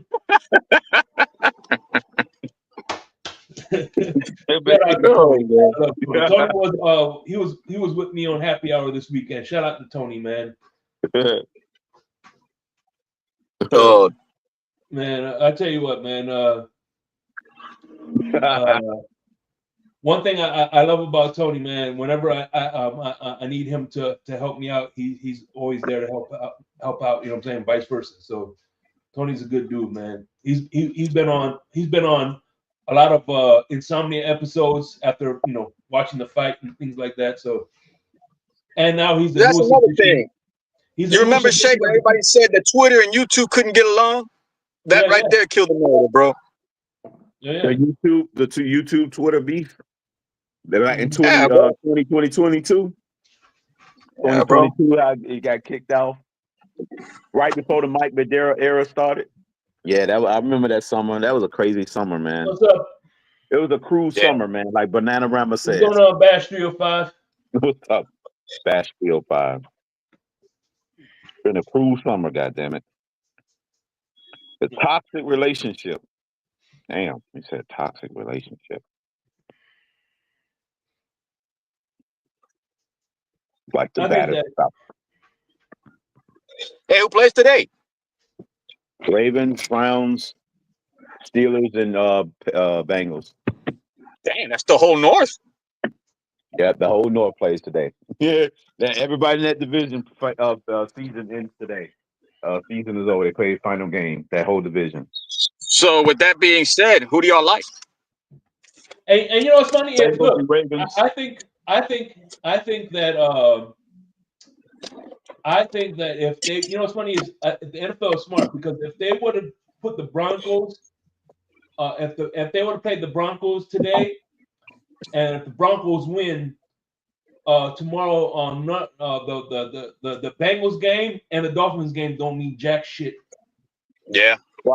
Right. They know what they're doing, yeah. It wouldn't mean none. That's probably why they did that. They didn't want it to be like, damn, if the Broncos ended, then Sunday is like, we don't want all the drama on Sunday. We can't have the drama. Mm-hmm. Yeah. That's probably why they did that, Shake. They intentionally was thinking about that. It's like it could be over as early as Saturday, and there's no drama on Sunday. And then it'd be like the ratings going to go down. They're going to lose a lot of money in ratings. Yeah. That's why they did that. It was a money thing. It was a pure money thing. Marketing ploy, yeah.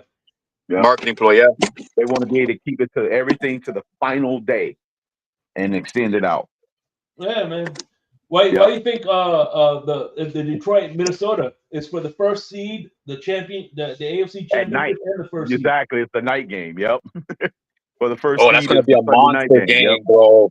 That's going to be action on top of action, bro. You either win and get the first seed in home field in the bye, and you lose, you be the fifth seed.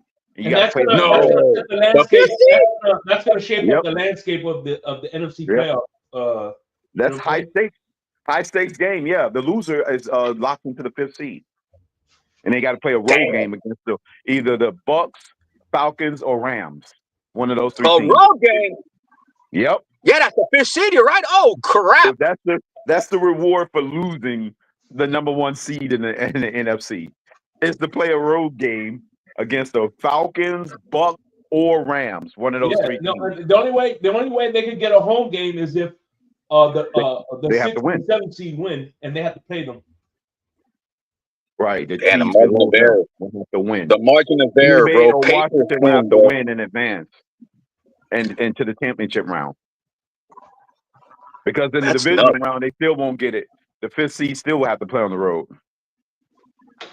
Because it's the lowest of the 2 seeds will play the highest seed. And that's what, Crypto, So, yeah, the NFC. they will only get home NFC field North. in the championship round. The NFC North was known for being the bottom feeders of the league, and now they're the most dominant division in the league right now. That's bananas, bro. Exactly. That's why I say it's karma. Every time when the team of the previous year gets trashed, they turn out to be not only better than our division, then they end up being one of the best divisions in football. Because the Bears division and Vikings division, they were the laughing stock of football the last couple of seasons. Now they're the best division of football. That's crazy, ain't it? 7th seed is probably going to win 12 games in the NFC. That's the 7th seed. Global warming. Global warming. That's what it is. Global warming, Fred. Yeah, man. Yeah, Crypto. Yep. Green Bay is 22 degrees right now outside. What's that the man temperature? said, why? What's that the man said temperature the right now? Vikings and the Lions are in the playoffs, or technically playing for the #1 seed in the NFC because of global warming. Yes.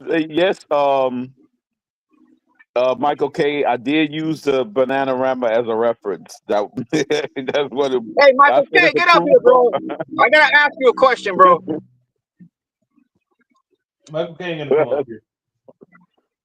Yeah, Michael K. It's a cruel summer. Leaving me here on my own, it's a cruel summer. Hey, was it them or was it the Bengals? You know, it was the Bananarama. Michael K. is definitely, even though he's a Bills fan, as far as the Finn's tailgate, Michael K. is family here. So, Jersey Dolphins. I'm not in New Jersey now. I had a lot of stuff to do at the house tomorrow morning, so yeah, I won't be able to do it. I got some landscaping things to do at the crib. So, what do you use? You use battery or you use electrical? What do you mean? What'd you say? Like, do you use battery or electrical equipment? Do you have a ride-on battery, gas? What do you use? No, it's just regular stuff for the driveway and things like that. I use a battery lawnmower. That's so much better, so you don't have to worry about gas. Bro, I'm hearing about that. That's why I asked. I'm hearing a lot about that. I have an electrical one that you plug in, and I have a battery one. Here's the thing, though. If you have a big yard, go with gas. If you have a small yard, you can do the battery. You can do the battery, yeah. That's the best. How many hours you get? You get the full freaking couple hours. You get at least the two hours out of it. Hey, Crypto. At least you're not throwing salt out front, bro. At least not yet. I'm gonna put some salt on this. On my sidewalk. But yeah, I ain't gotta do it now. Crypto, you're in Florida, Crypto? No, I'm close to you. I'm like in Maryland. I'm talking about where you reside, bro. Yeah, he's just telling you. He's telling you. Oh, Maryland. Okay, Maryland, Crypto. Okay. Oh yeah, you'll be throwing out some salt pretty soon, bro. Yeah, I got salt. Just picked up some bags I of salt. remember one time on Larry's show, the picture he showed us, bro, in the snow. Yeah, you remember? Oh, Cap? Lord. Yeah. Oh Lord. It was like up to my waist. Yep. Yeah, I remember that Larry's show. Yep, I turned on the camera, showed everybody the huge piles of snow that was sitting in my yard. Yep. We got hit with a blizzard. It was like 4 feet of snow that weekend. The Capitan? You there with Terrence? You there with Terrence from the Big Show? They say as far as Fort Myers is supposed to be getting hit with snow. Yeah. Get out of here. By Monday is when it comes. The rest of it comes. It came some yesterday, and then it blew by. But then the actual one's supposed to accumulate by Monday night. It kind of sucks because you want the snow to be happening during Christmas. You know what I mean? Yeah, we getting these snowstorms after Christmas. Yeah, it's crazy. Hey, Crypto, I'm gonna have to ask, how'd you become a Dolphins fan one day, bro? You He could. said the team It's already on the It's on the in the blender. With the Shake Show in the blender. He asked me. It was an episode. How long ago was in the that? blender. How long ago was that episode, bro? Oh, it was About 2 last years year's ago. episode. No, 2 years Oh ago. my God. As a matter of fact, you were the I want to say this. You were the second episode. Yeah, I did. The second And episode Life was the third episode. after Pam and the Cap for Life, right, for the first season, and next to the last episode in the second season. Yeah. You're almost to what 100, no? No, Episodes are in the blender. I'm in. I think no. I'm adding 2 years. I got like almost 70. Okay. 60 something. Yeah, it's going to be freezing. Hey, you asked for. Here we go.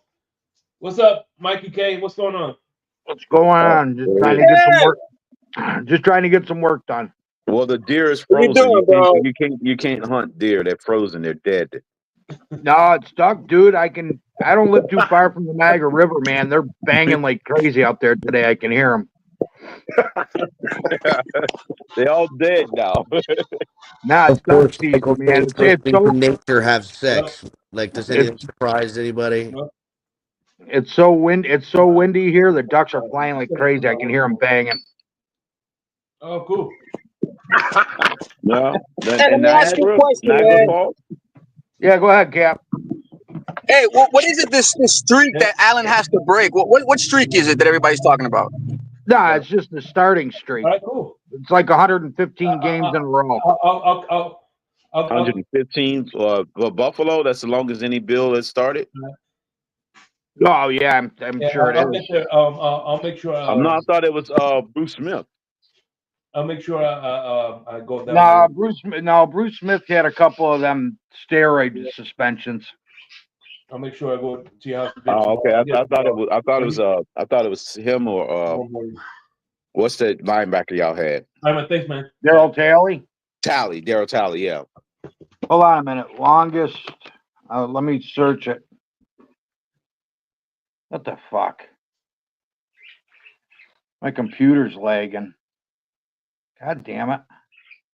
I'll search it and get back to you. Yeah, it's just a story. No! He'll probably play a series. I don't think they'll just put him in for one play. That's what I was going to ask you. Like, if they're just going to put him in just to yank him out type of deal. Yeah, I think he'll play the first series. Oh, okay. So it can keep the streak alive. Yeah. Yeah, James Cook will go over 1,000 yards. They'll yank him out. He needs 18 or 19 yards. They'll yank him out after. I'm trying to think who else isn't playing. Michael K. Well, they playing Allen with Allen. Y'all got Allen as a backup too. Michael K. How scared are you? Mike White. Kyle Allen's with Michael the K. Steelers. How scared are you to see the Dolphins in the playoffs? Because they're going to win. What and the Broncos are going to lose. And are you practicing for your stand up? Are you practicing for your stand up career? No, bro, man. I'm a dead serious. What are you gonna do when Tyler Huntley and the Miami Dolphins come to freaking Buffalo? This ain't Tua Tagovailoa gonna be in there. It's gonna be Tyler Huntley. You know damn well. I want to say Tyler Huntley beat the Bills back when he was quarterback of the Ravens. No way. You know oh shit! Hold on. Did I just somebody fact check that, please? That's apples and oranges, though. Nope. No, it's not. It's Huntley's and Huntley's. Hold on a minute. Hold on a minute. I got to get to my printouts here. You guys don't play till 4 tomorrow, right? Yeah, we play at 4. Okay, so Huntley beat the what are they? The 3-13 Browns. That's I'll tell you what, that's a feather in his cap. Hell yeah. He lost to the Tennessee Titans, who are also. Hold on, let me look at my sheet here. Tennessee Titans, they're also 3-13. Yeah, So but one he of was those only wins, with the one of Dolphins those for wins like is 5 credited days. to Huntley. Nah, you can't. That's a mulligan, Michael K. We give that a mulligan. He beat New England. He beat New England, who happens to be what's New England? Hold on, let me look at. Oh, they're 3-13 too.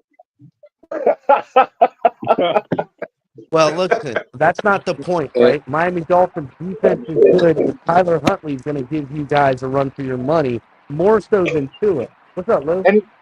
Am I the only person that is imagining Michael K right now walking around his house looking at Post-it notes like stuck all over the wall?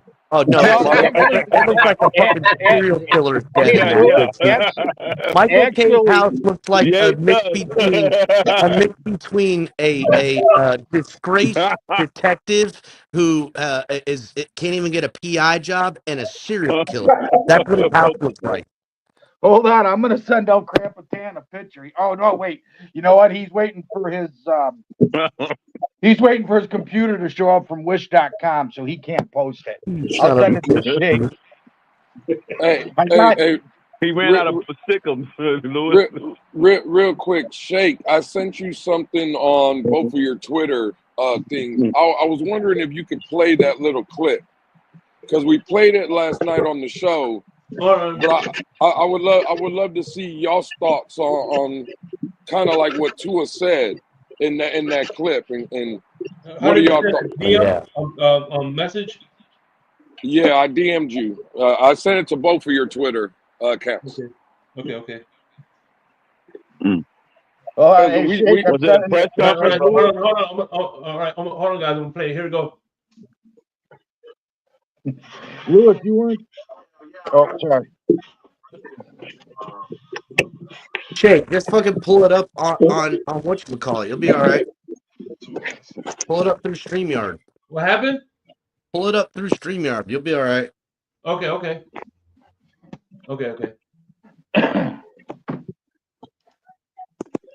Yeah, because to me, when I listen to it, I'm just going to be honest with you.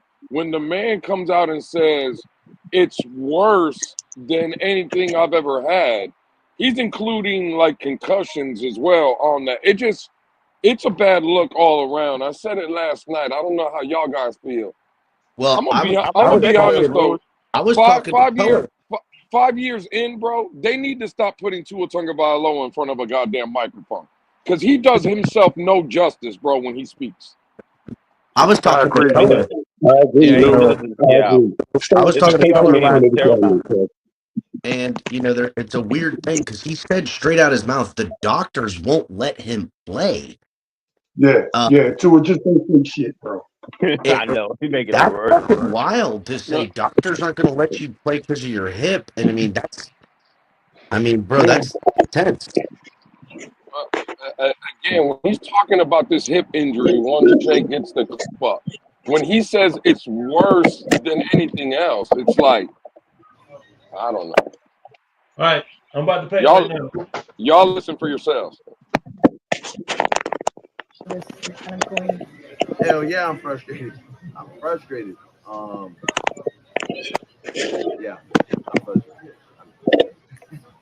So, considering what happened at Alabama, when this current injury happened, was there any concern in the back of your mind that it was related to what had happened a few years ago? Not necessarily. The one in Alabama was definitely a lot different. But I would say this is probably the more challenging one that I had to go through out of all the injuries. With my ankle, like playing a week out of surgery, like it wasn't as bad as what this one feels like. Pause it there. Oh my God! What this one feels like what I'm saying is last week supposedly this was just a bruise on the hip. Now all of a sudden this week it's a muscle related to the hip or something like that. And listen again, he said this is the most challenging out You're of right. the ankle injury. I'm assuming concussions, ribs, whatever. Like, boys, More we're challenging dealing. than the initial hip. He just said that.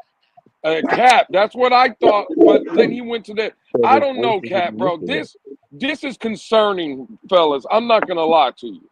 This when Very. he said that, I was like, Bro, what? well, I didn't hear this That's why I is thought it news was a to me. crack hip, Lewis. That's what Hold made me on a think it was second. crack. Hold on. Okay. All right.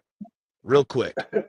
I remember hearing pre and post draft about this hip and the long term concerns about the hip deteriorating over time and people that where they have the data on hips. You know, Color and I were talking about this last night, and he goes, "This is the problem with this hip." He goes, it's not like they're holding him out because we don't have fucking data.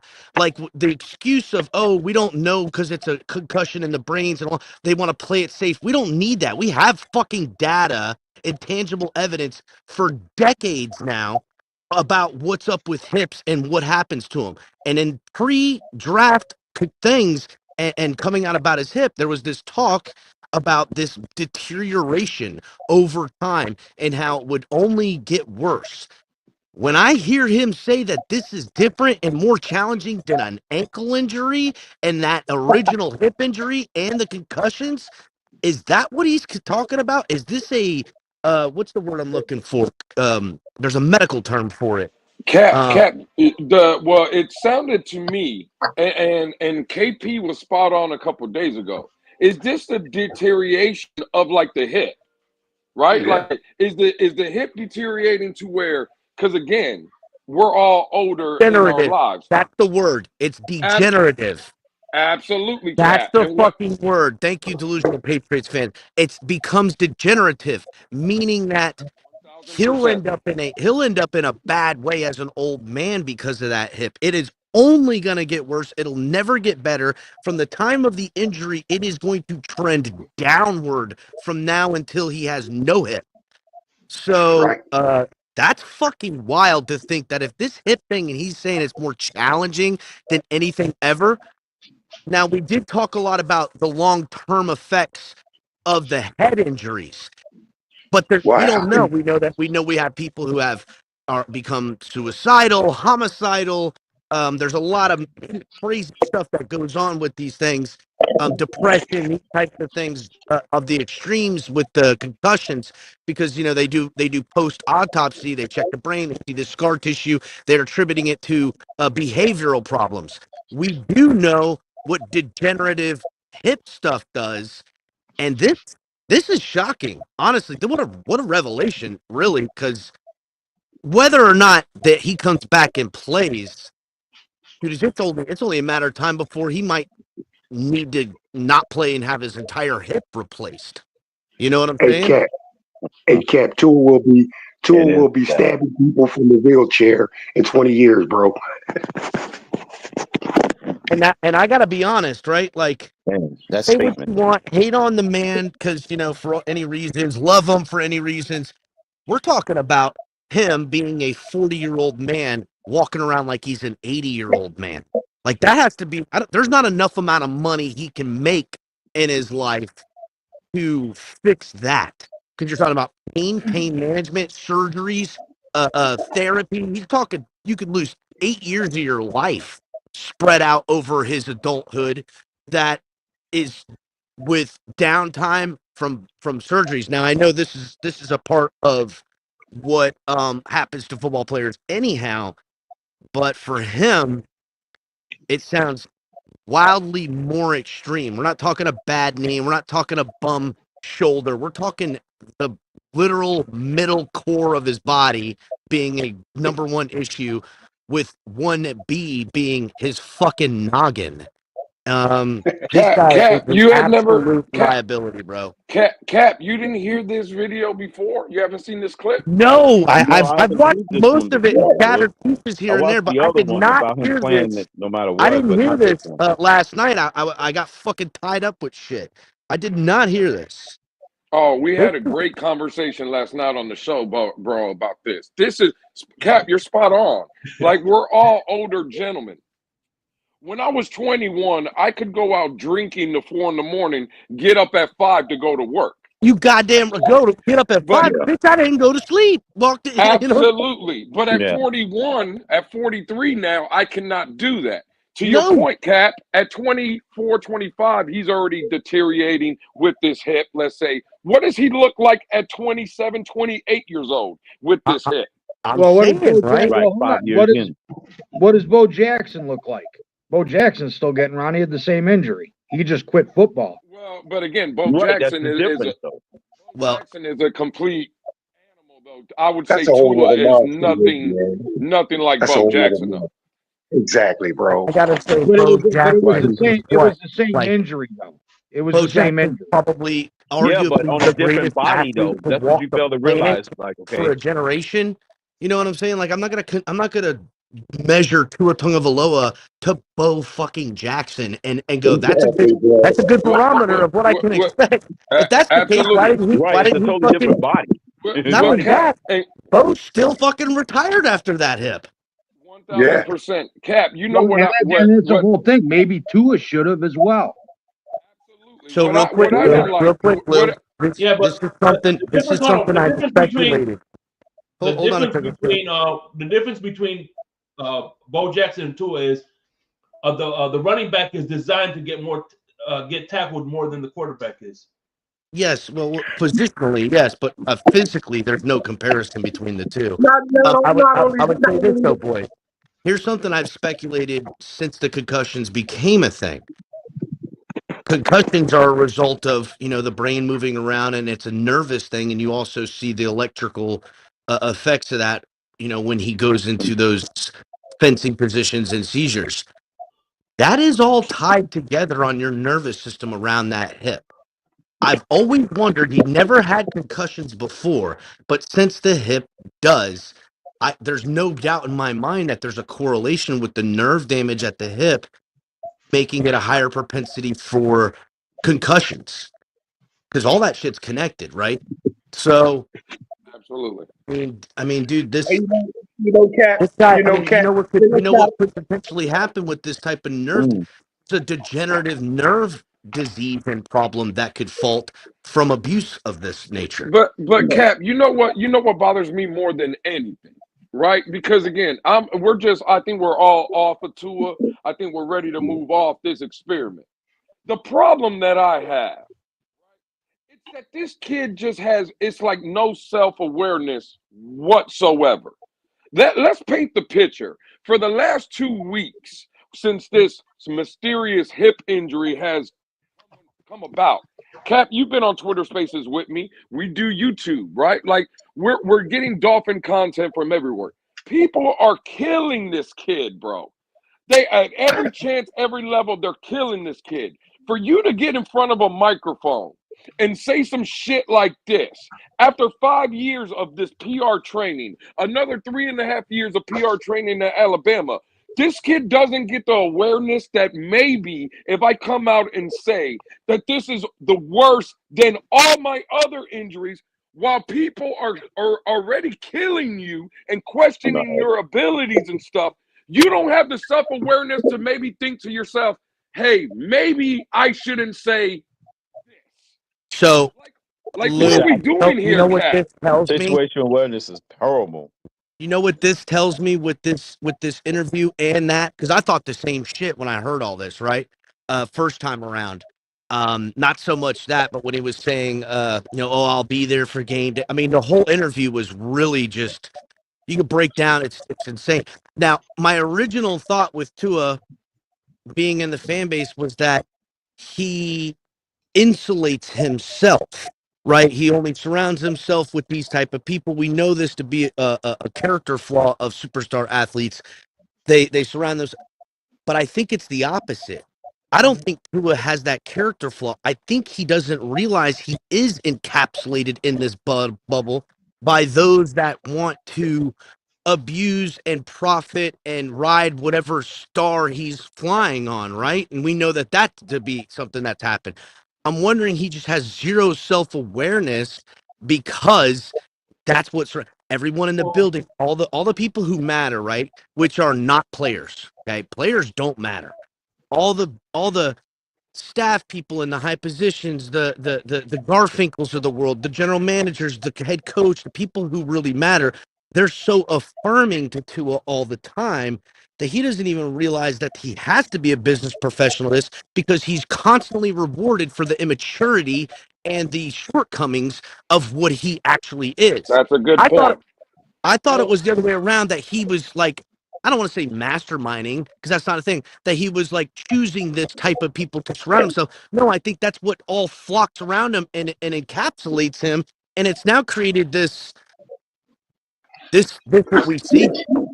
This what we see. Listen, what about this? What if this is his exit strategy? Say, hey, listen, so come next year, hey, listen, man. As I talked about it, my hips been bothering me more and more. I have to step away from the game, man. And that way he can get his injury settlement, his injury insurance, whatever. In the Here's car. the problem with that, Shake. He knew if he feels that now, he felt it before he signed that contract.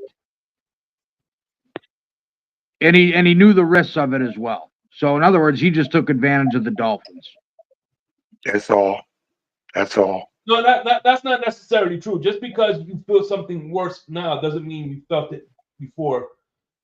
Chances are he did. He did. You know what? He didn't make it. I mean, yeah, those are chances, but it's not 100% chance. No, but there is a chance.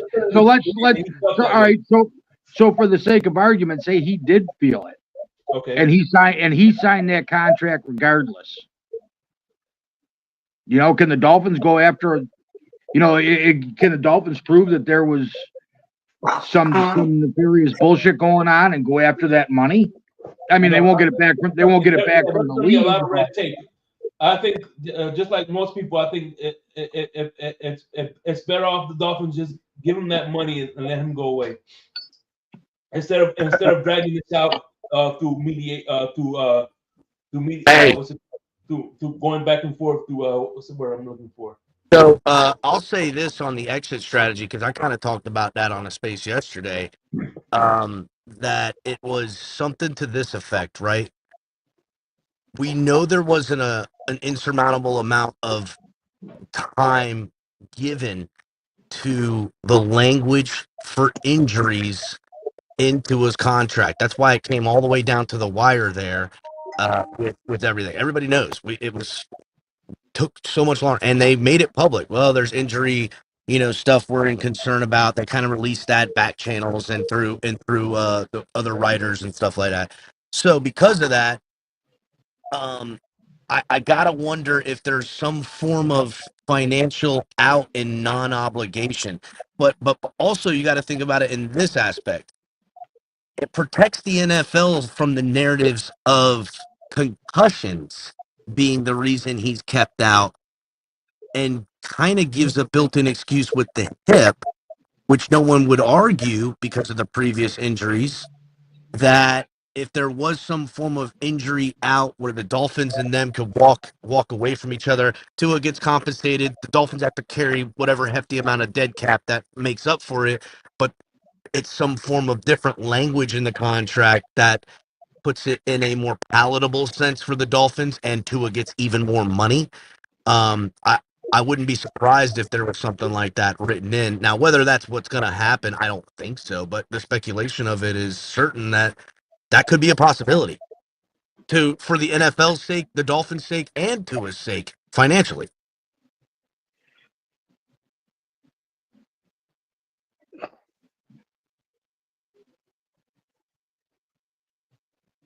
Yeah, good point.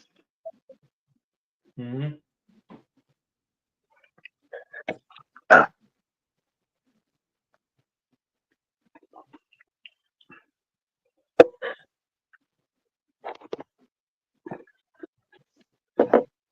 Well, that's an awkward silence. Yeah. Yes. Lawful words, man. Nothing better than awkward silence and then laughter. I don't know. The Dolphins don't care about the money. They care about the dead cap. You know, the money and, you know, whatever it is, 167 million, whatever the price is. They like somebody said in the chat, just give them the money and let them disappear into the sunset. Dolphins don't care about that. They make that in a weekend. Yeah. You know, it's the dead cat. It's So everything Rockets got in an hour. This all goes back to Greer because he had Herbert sitting right there and he flipped a coin and it landed on tails. Mm-hmm. You know, that's the bottom line. If you guys picked Herbert in 2020, this conversation wouldn't be had. What would be had is how are we going to beat the Bills in the playoffs? So no, actually, Michael K. I think in my opinion, the better thing would have been get. I hate to sound like Sharif, but we would at 5 we would have got Tristan Wirth. At 17 we would have got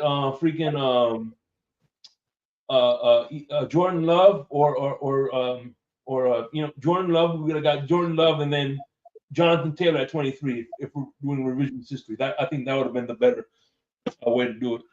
Oh, I mean, you can. There's 15 million ways to skin a cat.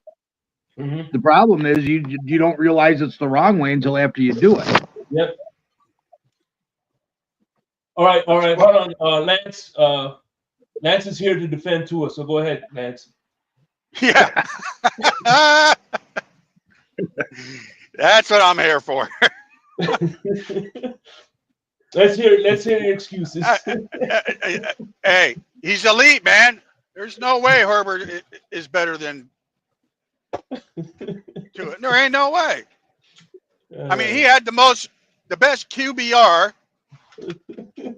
Yeah, he man. had more passing yards 1 year. Yeah, man. You know, hey, what can you know? He has better stats. And he has cooler tattoos. He has two. Yeah, and he has the tattoos. You know, this whole stats thing is killing me.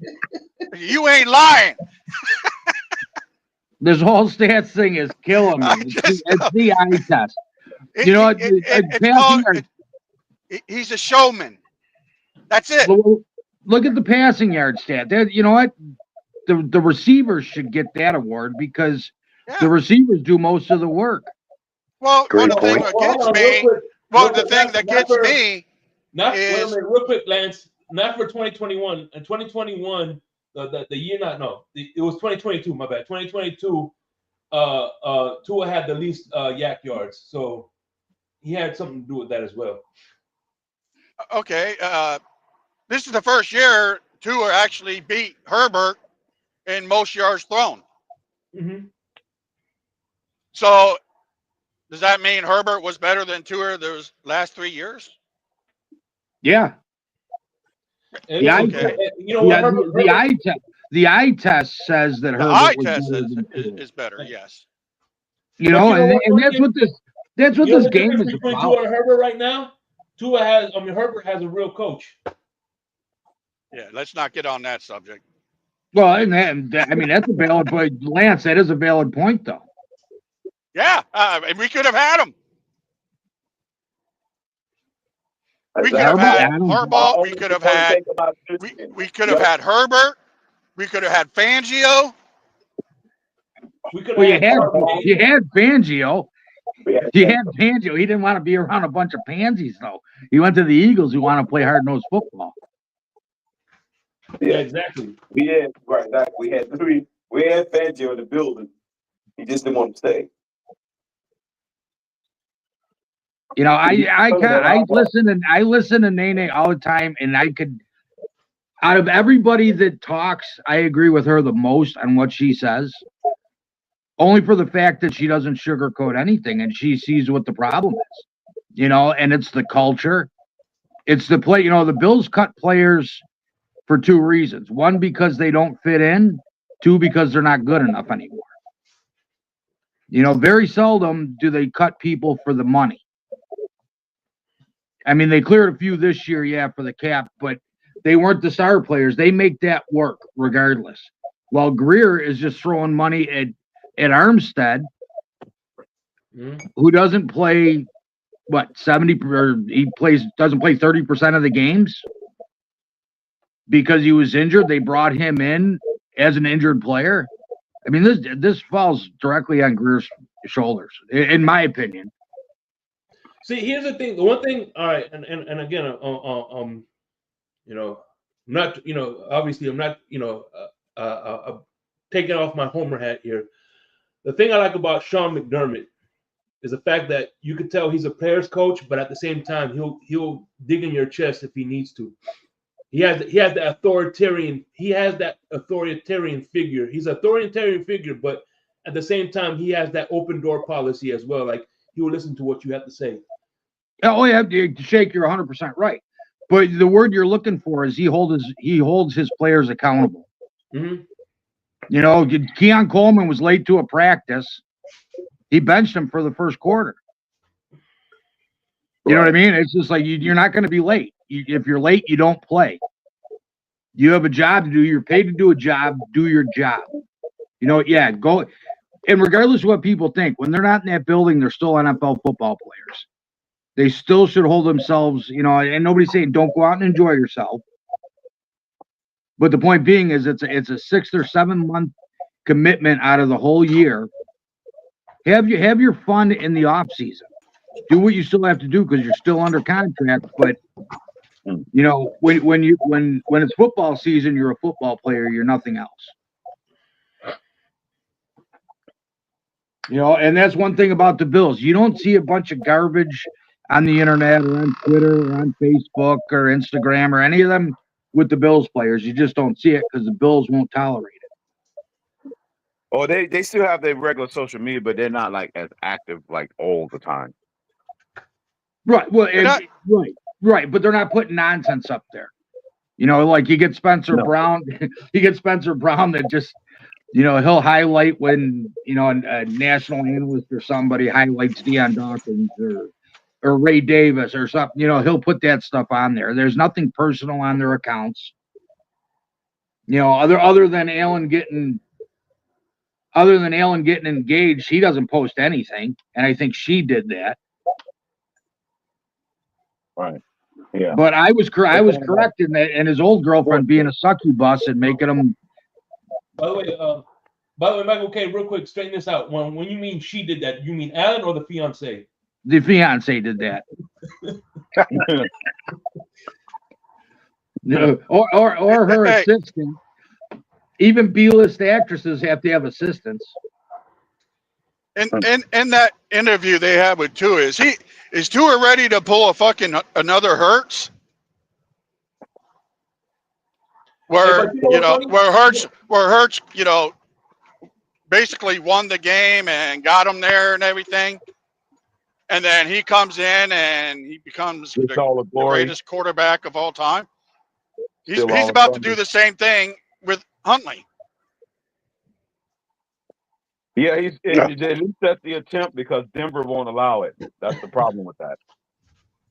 Or the Jets.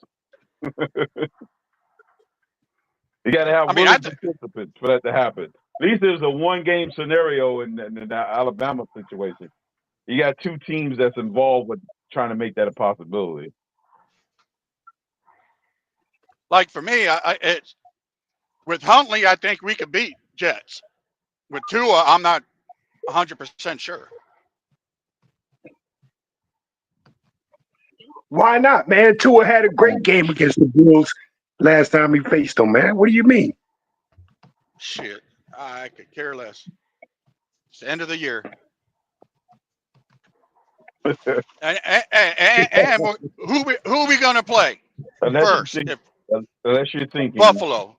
The Jets are better than freaking the Browns, right? Which they are, actually. With Aaron Rodgers, they have a competent quarterback. They don't have a complimentary quarterback in the last game we played. They got a quarterback that could score and answer your score. We ain't have to worry about that from Cleveland. Right.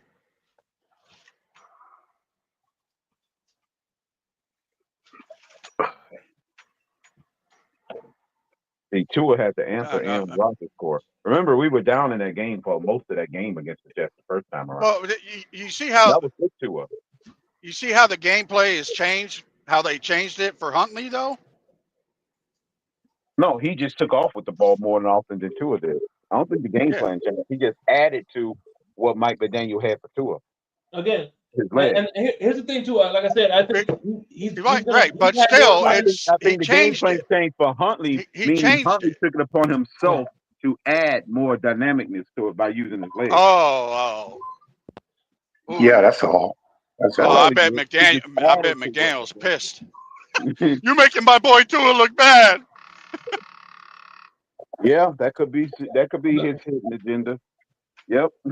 Like I said, Don't make me look bad. Huntley has more time. Had more. Look, you gotta remember when Huntley first played, he had no OTAs, he had no training camp.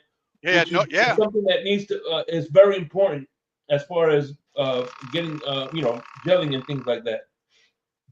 Didn't know what a cafeteria was. Because the only reason I said that is because I noticed there was more throws. I think past the 30-yard, past the 25, 30-yard line with Huntley. I think he'll do better this time around because he has more continuity with the players. So, guys, I don't think anyone can lose the Jets this week coming up. The Jets are terrible right now, like completely. Like don't let the Buffalo Bills beating them the way they did deceive you. Yeah. Because remember, the week before we played the Jets, they were terrible too. They were just getting destroyed by the previous opponent before we played them. Fine. Either way, so I get it. Don't let the Buffalo Bills drubbing of them blind you to how dangerous they are. Stuff. But if we're gonna be real, we've got Jets players, running out of the building right now. We've got an ownership. Everybody's been fired. The entire freaking thing is off the rails. But it's only one player. We could line up freaking Skylar Thompson back there to win this game right now. No, they're not the same team from 2 years ago that we played. It's a week by week thing. Their defense is still pretty good, man. Right. I mean, they still got a lot to play for. Their head coach is still trying to get a job permanently. Agreed, but and Rodgers is trying to get that 500 touchdown. Right. He's got a lot to prove going out the door. He wants to leave like John Elway. This is the Super Bowl. He wants to go out on top. Don't underestimate him. Right. This is literally Aaron Rodgers' Super Bowl.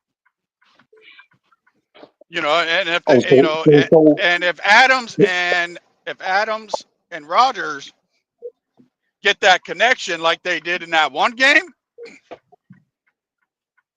about 4 weeks ago? Huntley keep up with Aaron Rodgers? No, not if he's hot.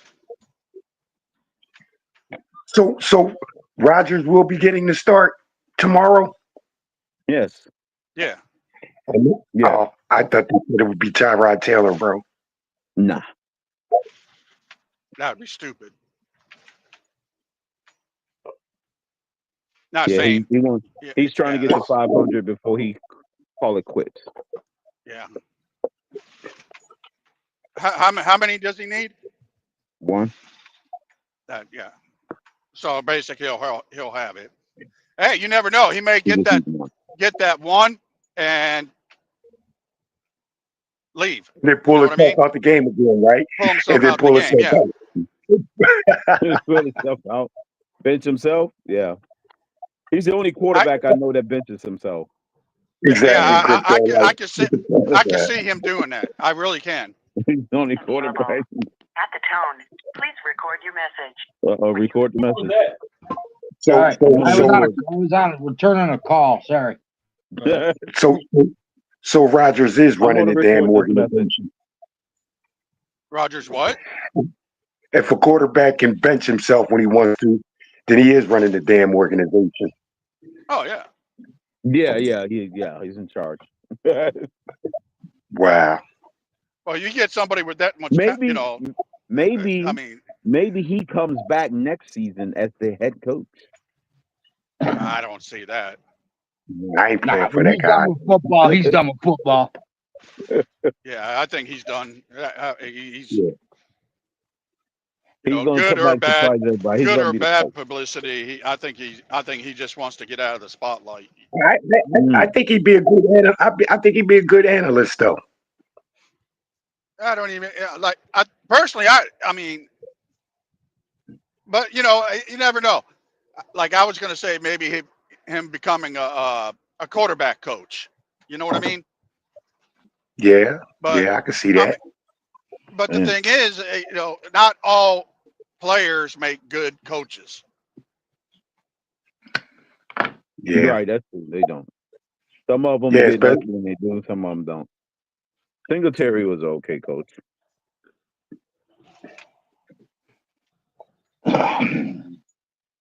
Hold up, man. What do you think Patrick Surtain was, man, when he was a defensive backs coach, man? How you think he done? No, they was the top defense. That secondary was one of the top secondaries. You talking about Sam Madison, right? Because Patrick Surtain is on FSU. Yeah. Oh, okay. Yeah, Madison. Sam Madison, yeah, they did good. The Chiefs were good in the secondary. That's who we need to get. But I'm gonna play devil's advocate here a little bit, and I don't know if it's been going around that much, but you know, everybody wants to get rid of Chris Greer, and to a degree, I agree.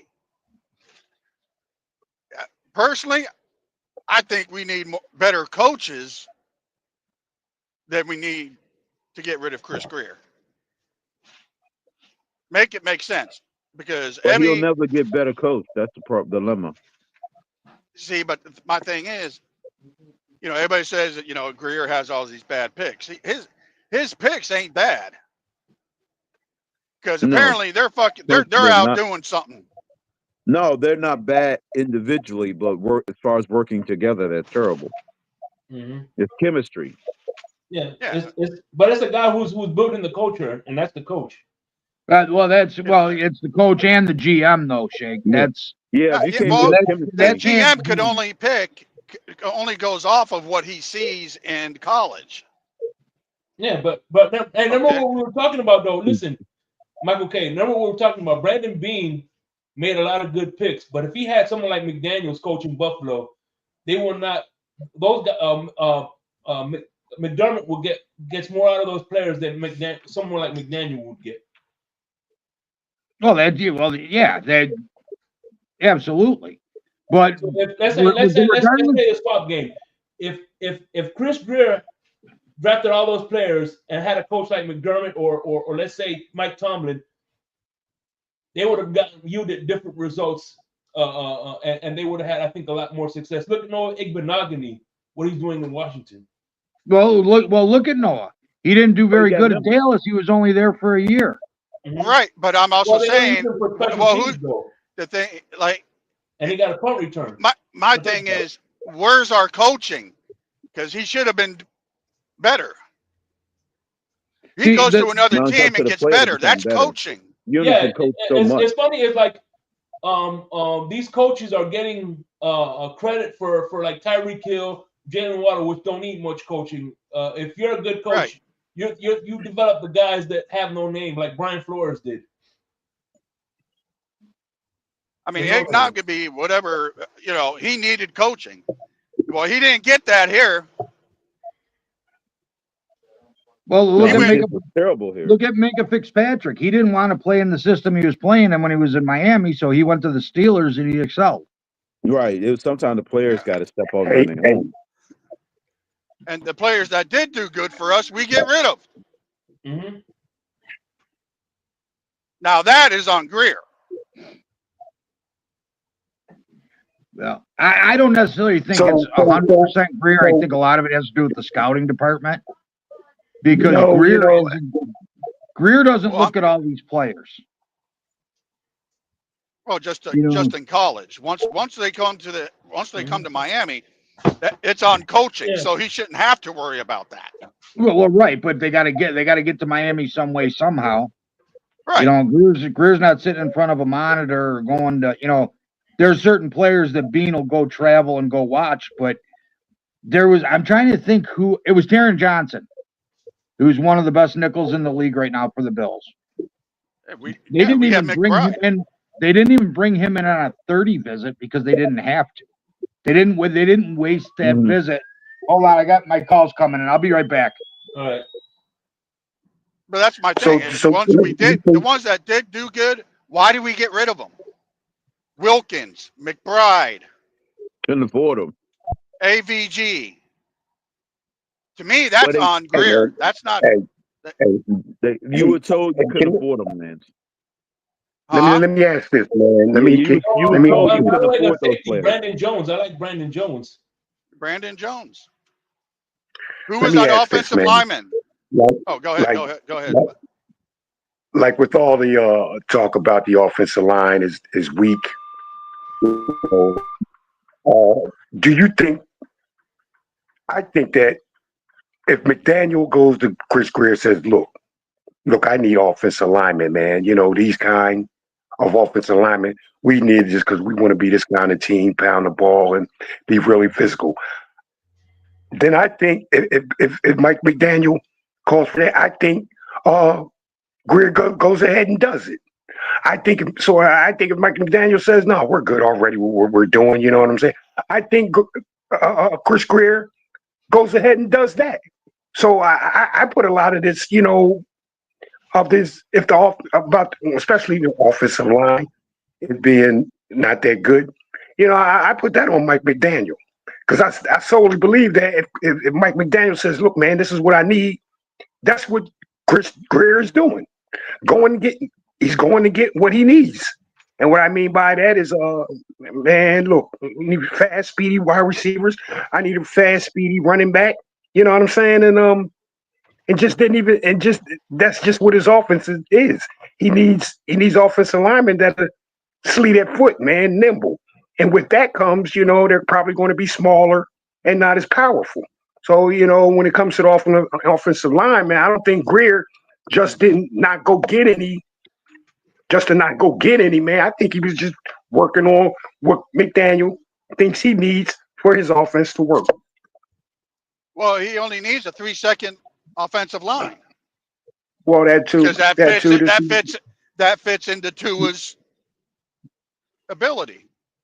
All right, so we can't put that on Greer, man. You know what I'm saying? Like, well, man, that's a Mike McDaniel issue right there, man. You know what I'm saying? You want these sleeve-foot offensive linemen, they're probably not going to be as strong.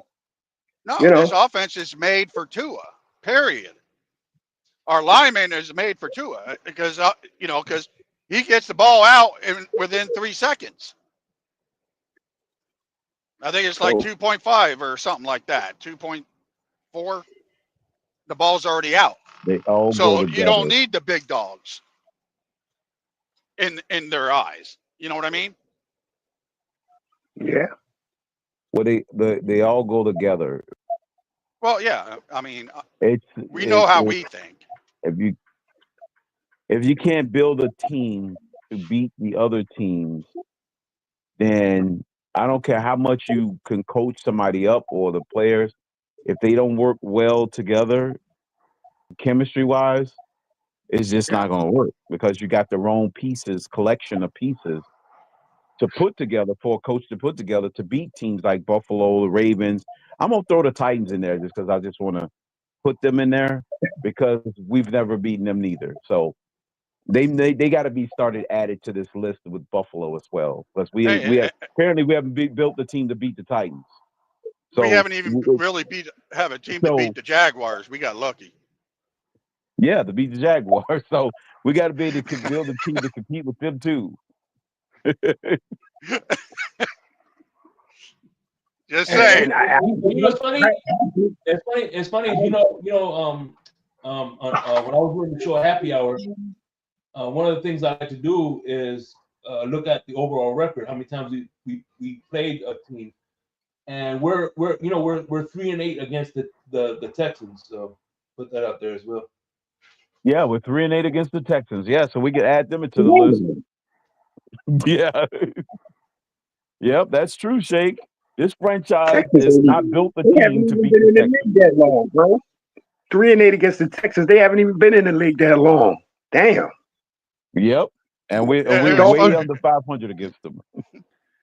Yeah, it was funny. I was on another show. I forgot who, but they were saying, "Oh, Tua's like 3-0 with the Jets or 6-0 with the Jets. Like he's never Right. Jets lost to the and Jets." Jets And I and was like, "Well, okay, that's Patriots. great, but Right. what are we against Buffalo? Why are you worried about the Jets?" Jets are not powerhouses in the division since the I mean, '60s. unless you can beat Buffalo, Yeah, it doesn't matter. we got to build a team to beat the team that's winning the division. Okay, real quick. Hold on. Gotta do it right. I'm gonna do it. Gotta do it right. And really, Buffalo's not even the team. Well, this year maybe it is the team to beat.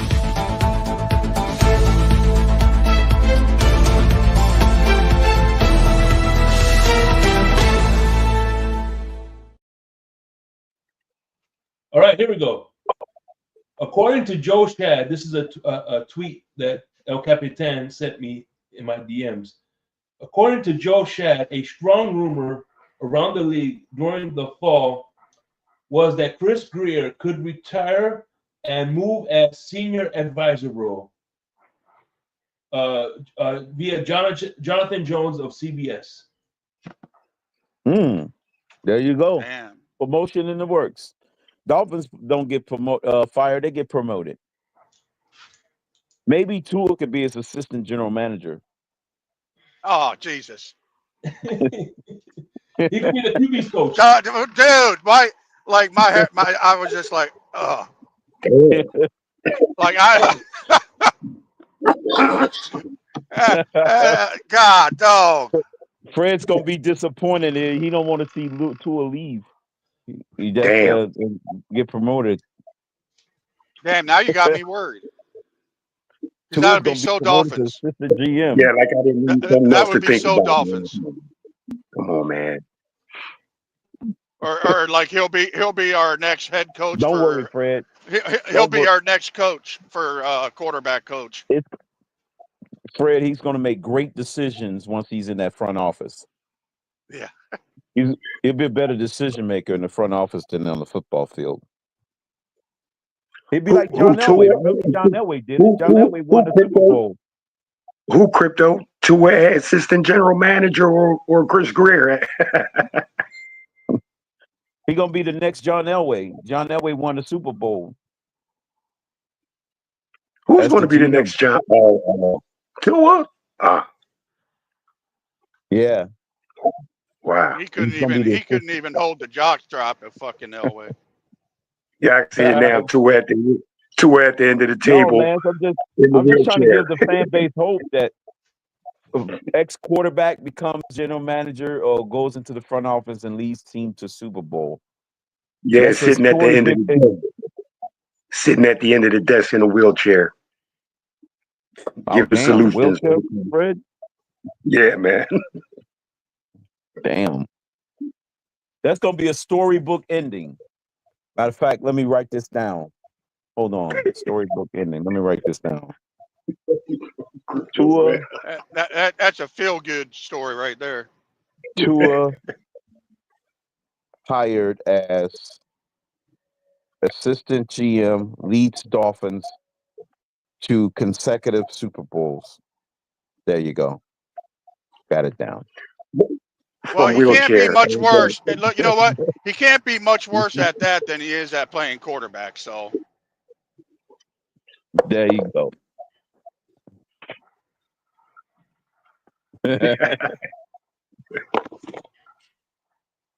And then me and Shake won't have to wait until 2065 to finally get one. You know, we can. We won't be in our hey, there should be like a rule now for Miami. Yeah. That there is no hiring of any quarterbacks from fucking Alabama. And by the way, and we'll be able to sell our tickets. We'll sell the tickets because then you don't need those 2065 tickets anymore. Right. We're gonna sell our tickets.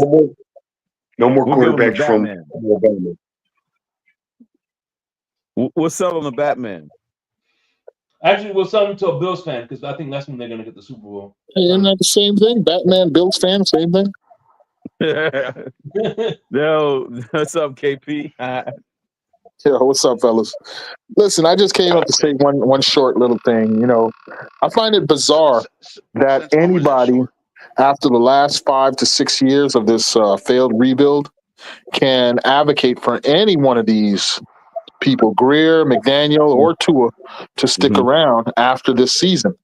I mean, for me, McDaniel is the only one that deserves a little bit of sympathy, only because he agreed to come in with those stipulations, Yeah. like making Tua look good, and you could argue that he kind of succeeded in that, at least partially.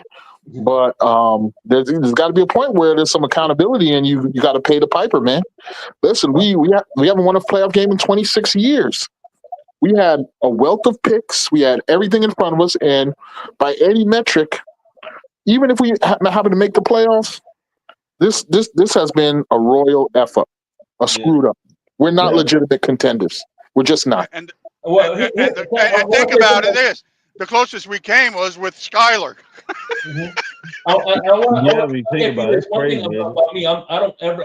I think we're gonna get all three back, but it's just like September. It's like September weather. I do not advocate for September weather in Florida, but we know it's coming. Exactly. Well, I'm hoping that we're in for some surprises in this off season. Yeah, I've heard some things. Y'all all know my guy. I want my guy Chad Alexander in here as the GM. So from LA, right? The Rams. Yeah, he's currently with the Chargers. Okay, my bad. Chargers. Yeah. So we'll see. We'll see. Hey, could he bring Herbert with him? Well, I'll tell you what, man. He brings 26 years of scouting expertise. He worked his way up from scout. So this is a guy who will know in the ins and outs of every player in the draft. Plus, through his dad, who was a longtime NFL coach, this is a guy with a lot of contacts throughout the league. So when it comes to hiring coaches or relationships, bringing in the right coach, he's got relationships with a number of people around the league. He's young. He's 49. So y'all should check him out, man. Chad Alexander, man. Yeah. I'm trying to build up the movement, but we'll see. Yeah, because I don't know any of them because I don't keep up with general managers or anything like that. I have a hard enough time, trying to remember players from college. Yeah. And shit. Another thing, he was on the understudy of Ozzie Newsome. Ozzie Newsome was like his mentor when he was going through the scouting ranks with the Ravens and stuff like that. So this is a guy who I'm confident knows football and knows what it's going to take to build a winner here. So I'm advocating for all Dolphins quarterbacks be drafted out of Rutgers.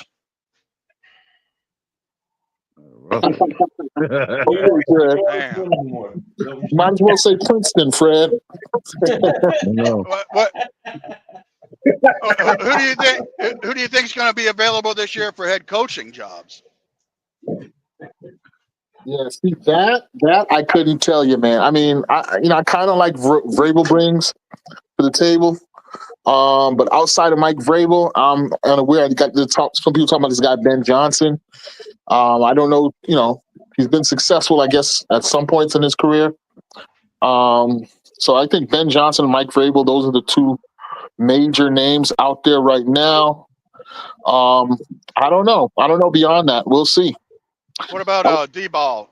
What's his name? He was going to go to the Jets or Gable. Is it Gable? Okay. Yeah, but see, that's where I hope we install more of a hierarchical management system and not this collusion system where our GM hires the coach, a guy that he trusts, so they can have the same vision going forward. And those two guys be trusted to make the decisions to build the team. And then, hey, if it doesn't work in another 5 years, you got to clean house again. But we can't keep going on and on and on with the failure. You got to change until something works. You know what I'm saying? What we needed to do is kiss Flores' ass and pray he. Wow. I think that's a ship sailed too far. Yeah, I know. But I would love to have Flores back. I just don't think it's gonna happen. Man. Yeah. Steve Ross would be like, all right, I'll have. Okay, listen. If we bring you back as head coach, I'll let you be a GM, but I have one condition. What's that? You can never wear wife beaters again. The other condition would have to be never get a Alabama quarterback, ever. Facts, especially Alabama quarterbacks with broken hips. Broken hips tend not to heal that well, especially in the NFL. So, and I had already been concussed a few times. As a matter of fact, I'm protesting Alabama so much that I stopped watching Forrest Gump because he played for Alabama. Hey, now Forrest Gump, I would take Forrest Gump on this roster, man. We need a crash test. Hell yeah. Oh yeah. Oh yeah, I'm Forrest Gump. I'll take Adam Sandler. Hell yeah, we need some linebacking help. Hell yeah. Oh yeah, and don't forget we need Bundy, a fullback. 4 touchdowns, 1 game, baby. And now that Jamie Foxx got over his stroke, we can bring in that hotshot dual threat quarterback too. Mm-hmm. Yeah. Damn. Run to a run. Run.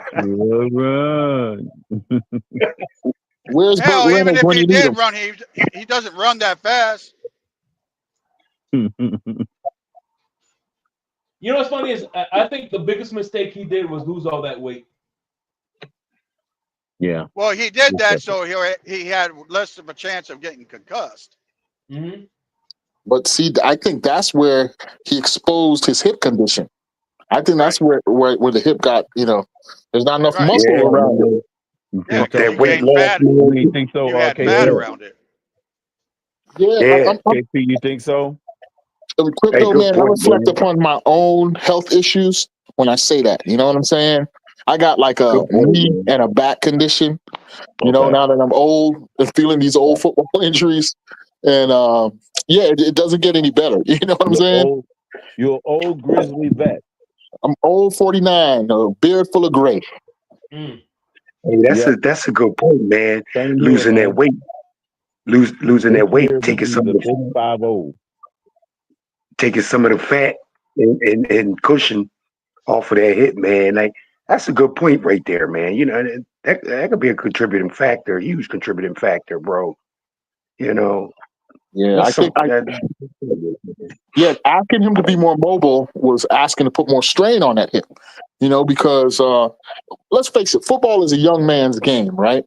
And the movements that are required by a quarterback got to be, multi-dimensional. You got to drop back. You got to have lateral movement. You got to step up.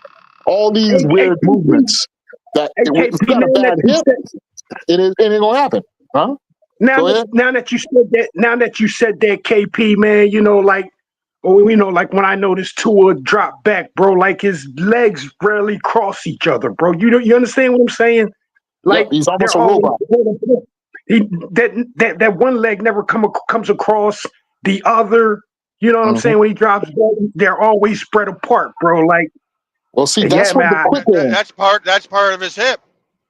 And see, that's what the quick game helped relieve, because the quick game was more robotic. It's just like 1, 2, 3, set, throw. Yeah. You know what I'm saying? Yeah. But anytime you ask him to do something beyond that, that first movement is going to be an ache. It's going to be a pain that you got to get over. You know what I'm saying? And that's where the problems begin. Yeah, man. Because I said, damn, his drop back is the same every time. He very seldom backs. Backs out of the center backwards. What I mean by backwards is just drop straight back. You know what I mean? When he drops back, his legs won't cross each other at any time. It's just the drop back. His legs are always apart, bro. And I wonder if that hit won't allow him for those legs to cross each other, bro. For real. I don't know how good Tua could have been without the hip injury, but I just know that catastrophic hip injury is a bigger player with how he develops than before. He might, without it, he might have been much better player than I believe that, and also his dad didn't do him any favors when he started training him left-handed. because you're right-handed. He would have had a stronger pass. That's possible. Hey, Ralph, y'all quarterback trying to play me out. Nah, bro. I just watched quarterbacks drop back for years, man. And this guy's drop backs, bro, his footwork is terrible, bro. It's terrible. Yeah, it's bizarre. It's Well, bizarre, man. because he's right-handed. He's right. Everything's right on him. When you switch it up, you lose a little bit of power, no matter what. Yeah, I don't You lose a understand little why. bit of ability. You lose. Has It is anybody what it asked the is. dad? Has anybody asked the dad why he did I that? can't agree with that one, Lance. I don't believe. I don't believe It's a that shit. proven fact. I don't You believe may that be shit. good. I'm not saying you're gonna. You lose some ability because it's not your. If you're telling me a quarterback, if you're telling me a quarterback can throw a football and have the same velocity on both arms, bro, same velocity, bro, I don't believe that It's shit not one gonna bit, happen. bro. Well, It's hold not. on. Look at switch hitters. Switch hitters. Some of them. That's completely different. Well, if they can't hit a home run You're from the swinging a opposite bat. side of the plate, they can't hit a home run from the opposite side of the plate. They're not going to let them switch hit. It's also got to do with the velocity of the swinging of the bat and hitting the ball in the right area of the bat. Absolutely. So There's so there's really, you don't need that much power to hit a home run if you do it right. You just need a quick bat, bro. If your bat is quick, you don't need that. you You can go don't need long, that bro. much arm strength to throw a ball far either. Actually, I don't know about that. You need better mechanics. You need better. You know what? Yeah. Who would you rather get hit by, an offensive lineman or Mike Tyson? Mike Tyson. Yeah. Offensive linemen are probably a lot stronger than Mike Tyson are. Well, let's see. Now they Mike are. Tyson That's why I now, chose or Mike Tyson in the in the All right, 90s. well, let's go with Muhammad Ali. Let's go. You're right. Let's go with Muhammad Ali. You know what I mean? There's just certain things, and I think it's more mechanics than it is arm strength. You gotta have arm strength, absolutely, but you can build arm strength up. You can't fix all mechanics. No, you can't build arm strength. No, you can't. Let's take Mike Tyson out of the equation. You don't want to get hit by Floyd Mayweather either with bare knuckles. He'll break your jaw. Right? No, absolutely. But in the hunting world, when you're eye dominant, whether you're left or right eye dominant, affects how you shoot. So there are a lot of people that are naturally right-handed that we switch over to lefty because they're left eye dominant, and it makes them ultimately a better shooter. They're not throwing footballs, Michael K. They're not throwing footballs, bro. 40, 50 yards, bro. I don't care, man. But it's all mechanics, and that's what I'm saying. It's all mechanics. Yeah, arm strength has something to do with it, but mechanics, just like anything else, mechanics have just as much as far as arm strength and velocity as arm strength does. Well, I'll tell you what. I'll tell you this. Like, for instance, I've seen Tua throw 50-yard, 60-yard, 50-yard passes, right? And I see Michael Vick do the same. The only difference is when Michael Vick throws a 50-yard pass, he's doing it with the flick of a wrist. Tua has to use his whole, like you said, body mechanics. Motion. He has to have his feet planted in the ground. Michael Vick doesn't have his feet planted in the ground to throw those 50 yards. Right. Tua's hey, Michael, Tua's damn near looking backwards before he hurls a 50, 60-yard pass, bro. I mean, there's so much head movement, bro, to get the ball that far, bro. Like, his eyes are off everything. He's just heaving it up. You understand what I mean? Oh no, I agree with you completely. I'm just saying the mechanics, with velocity and arm strength, mechanics play a big part in that as well. Man, either you have it or you don't, man. That's what I think. You have it or you don't. Some people you can't you can build arm strength, you can't build mechanics. No. You can tweak mechanics, but some like I don't know, like the way a person walks. You can change the way they walk, but it's still going to be similar to the beginning of the walk. You know, just their gait, if that makes any sense. I think you have it back. I think you have it backwards. I think you can improve your mechanics instead of your arm strength. But by mechanics, what I mean by stepping into your throws, man, your arm, your strength, your velocity can get more.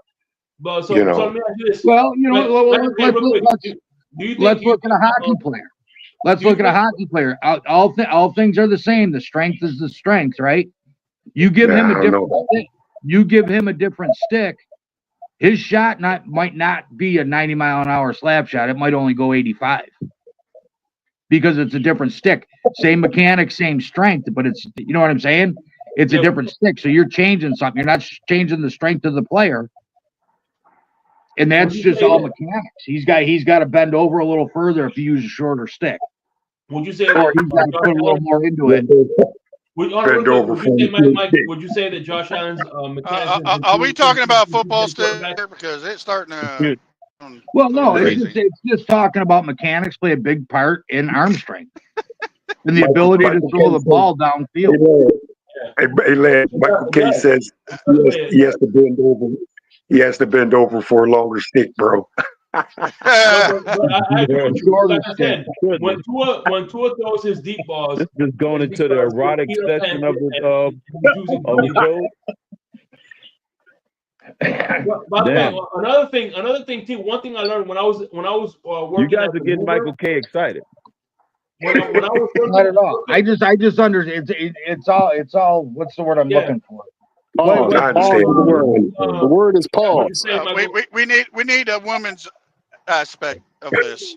Real quick, when I was working at Barry University, I was working with the movie company, and we used to have to move desks, filing cabinets, and things like that nature. There was a little Puerto Rican dude, right? He was moving desks, filing cabinets all by himself. And of course, then you get like one of these big lawn guys, whatever. He couldn't do what he was doing. He goes, you know, I'm able to do that. Like you said, Michael K, body mechanics. He knew the physics on how to put the desk, and he used the physics of you know, he used more body mechanics and the physics of how to move the desk around instead of trying to using strength. It's all absolutely 100%. You're right on the money with what I'm saying, Shake. Yeah. I got the cure for Tua. What he should be doing in training camp. He should be over there with the offensive lineman, pushing the sled. He should work out that way, bro. Maybe he does, maybe he doesn't, but yeah. Maybe he should be standing on the. He should be standing on the sled. Yeah.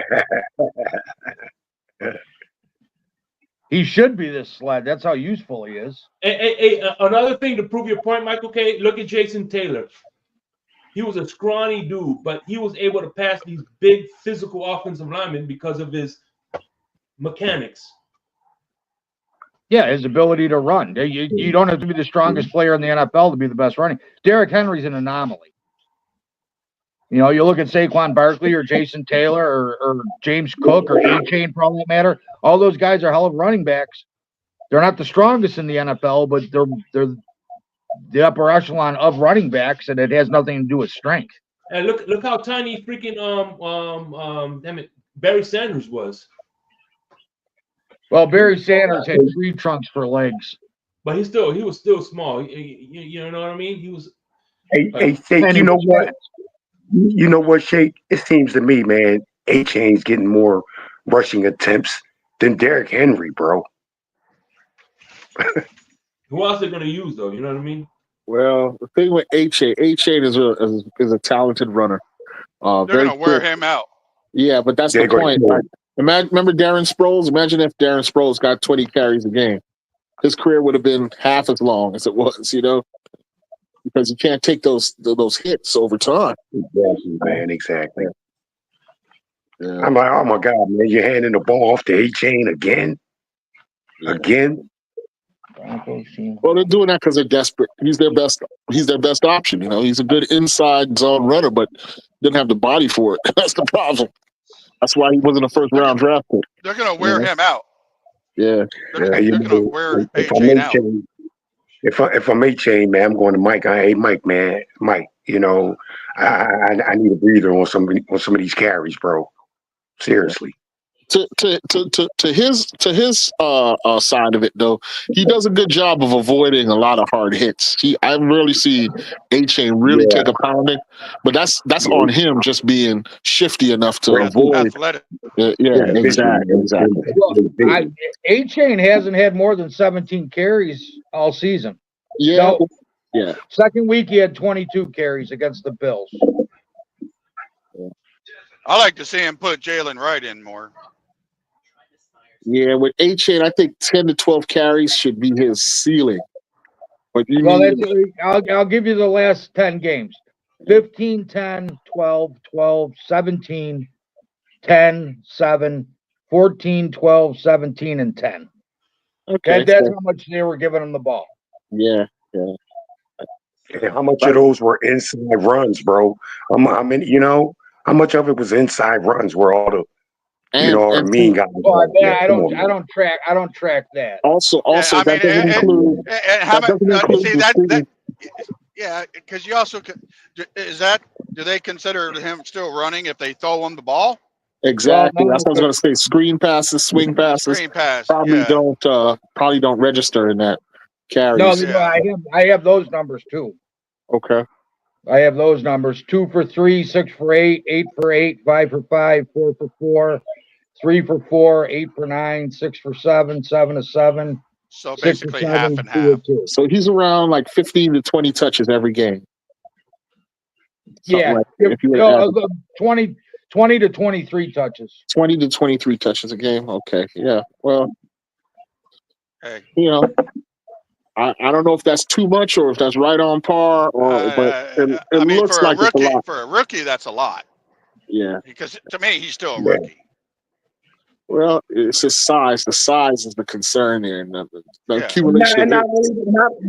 only that, but you got two bigger backs on the sideline. Yeah. You don't need to do that, man. Come on, man. Well, Fred, they don't need him running up the middle.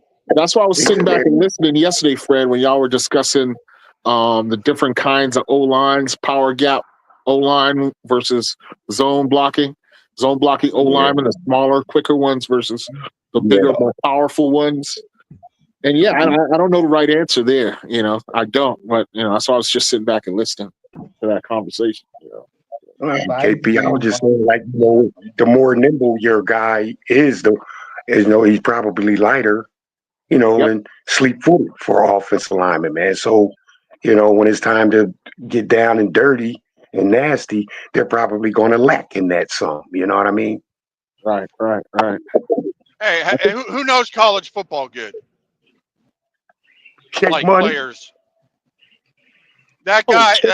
Money knows about the Gators. He doesn't know about college football. He knows about the Gators. Oh, he's a Gator fan, so he doesn't know anything. So he doesn't know anything. Right, exactly. and he's a Kings fan, so he definitely doesn't know anything. That guy from Arizona that played last week, the receiver, something senior, started with a D. Plays for Arizona. Holy shit! God, hold on. Oh, that was a big ass fucking bump. Man. No, you just hit a deer. Come on.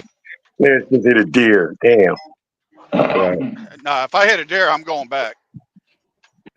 When you hit deer and shit like that, that's just extra points, right? These bonus points. Hell yeah, fucking, and you get dinner. That's right. That's it. Good God. Hey, what about the assholes, man? That drive under that's got a 18-foot high trailer, man, going under 16-foot bridge, bro. What do you got for that, man? They're like, I don't even comprehend that. They call that sardine can. You sardine Like can. there's a bridge. There's a bridge. I guess it was like the first time I went through it. It said it was 13.5 or 13.4, but it was a truck route. Okay, so I was like, what the fuck? And so I stopped, and everybody's fucking honking at me, and I'm like, fuck, and there's nowhere to turn around, and I'm going, motherfucker, I'm in trouble. And this another truck driver behind me came out and he says, nah, he goes, it's actually 13.7. He goes, they screwed up. And I was like, man, that's a fucked up. Because some of these bridges, like in Pennsylvania, when it'll say 13, like say, it would say like 12.6, but it's 12.6 from the sidewalk to the top of to the bottom half of the bridge. Yeah, it's like an arch bridge. It's the lowest point.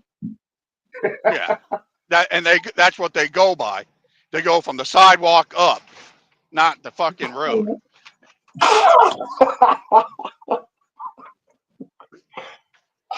Oh, man. So whoever put that sign up there was fucking with truck drivers. I tell you what. Anyway, listen, guys. I appreciate y'all. I have to get doing some things, man. I appreciate y'all for coming up, man. Hey, let me ask you this. I'll probably put it in the community chats. What do you think is better, Friday nights or Saturday mornings? Friday night. Saturday morning. Ball. As a matter of fact, you know what? I'm gonna tell El Capitan to put in the community tab. So I'll let the tailgate fans. Well, what do you consider night? 7 o'clock, 6 o'clock. Oh, okay. Because anything after 9, my ass is in bed. Yeah. I like the what you call it, the cafecito. I wake up with a little coffee, and start my day. Because Saturday after Friday, Shake. a hard day's work, man. But yes. Before you go, Shake, what were the NFL games on Tube today, man? Who we got today? We got it's the NFC North basically. Okay. Browns Ravens at 4:30 and Bengals Steelers at 8. Right. The NFC North Division plays their final game. I think Steelers are gonna fuck. Yeah. Gonna Well, win. crypto. Yeah. Steelers are Man, if the underdog. Dolphins keep on doing what they're doing, man, I'm gonna have to choose a new team, man. It's gonna be between Baltimore or the Commanders, man. There you go. You're already in the area, huh? Exactly. Now, if I go for anybody, it's gonna be Detroit. You're already in the area.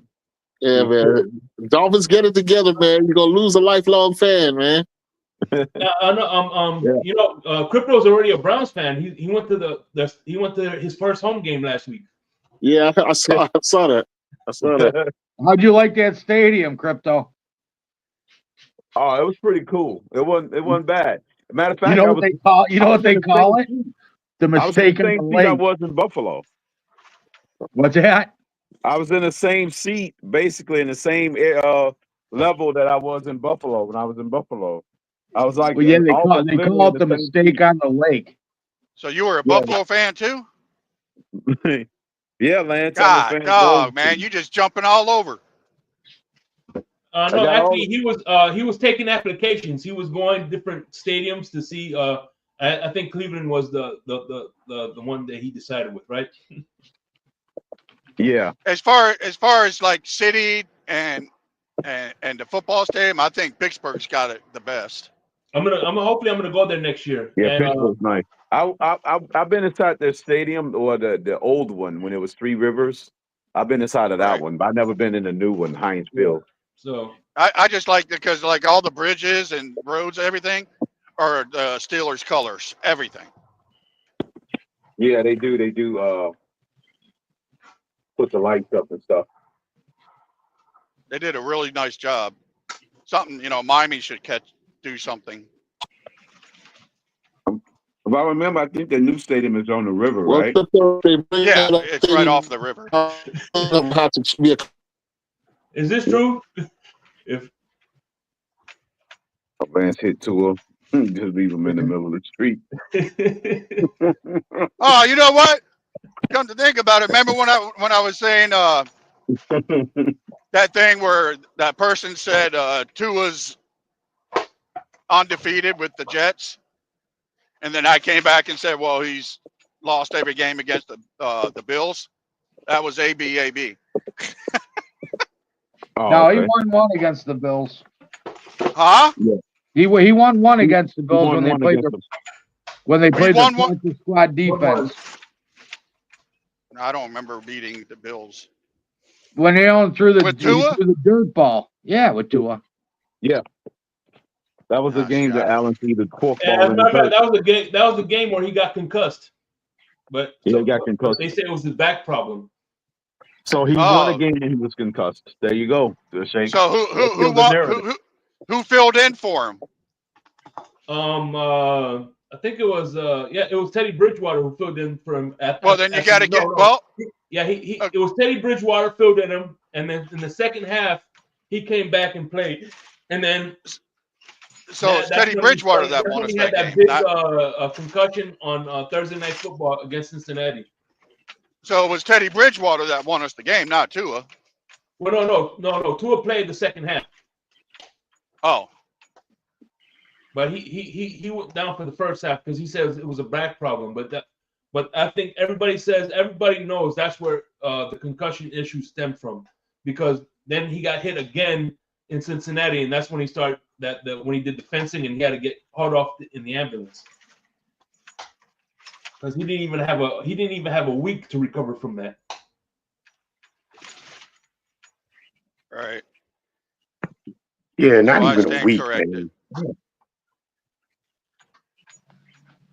So, all right, guys. Any final thoughts before we close this down? I appreciate y'all for coming up. Yeah, go Dolphins. Okay, we got nothing but love for you, man. Even though you're a Bills fan. Thanks, man. Appreciate it. So, all right. With that being said, man, fins up, and let's enjoy the last week of football. Yep. Exactly.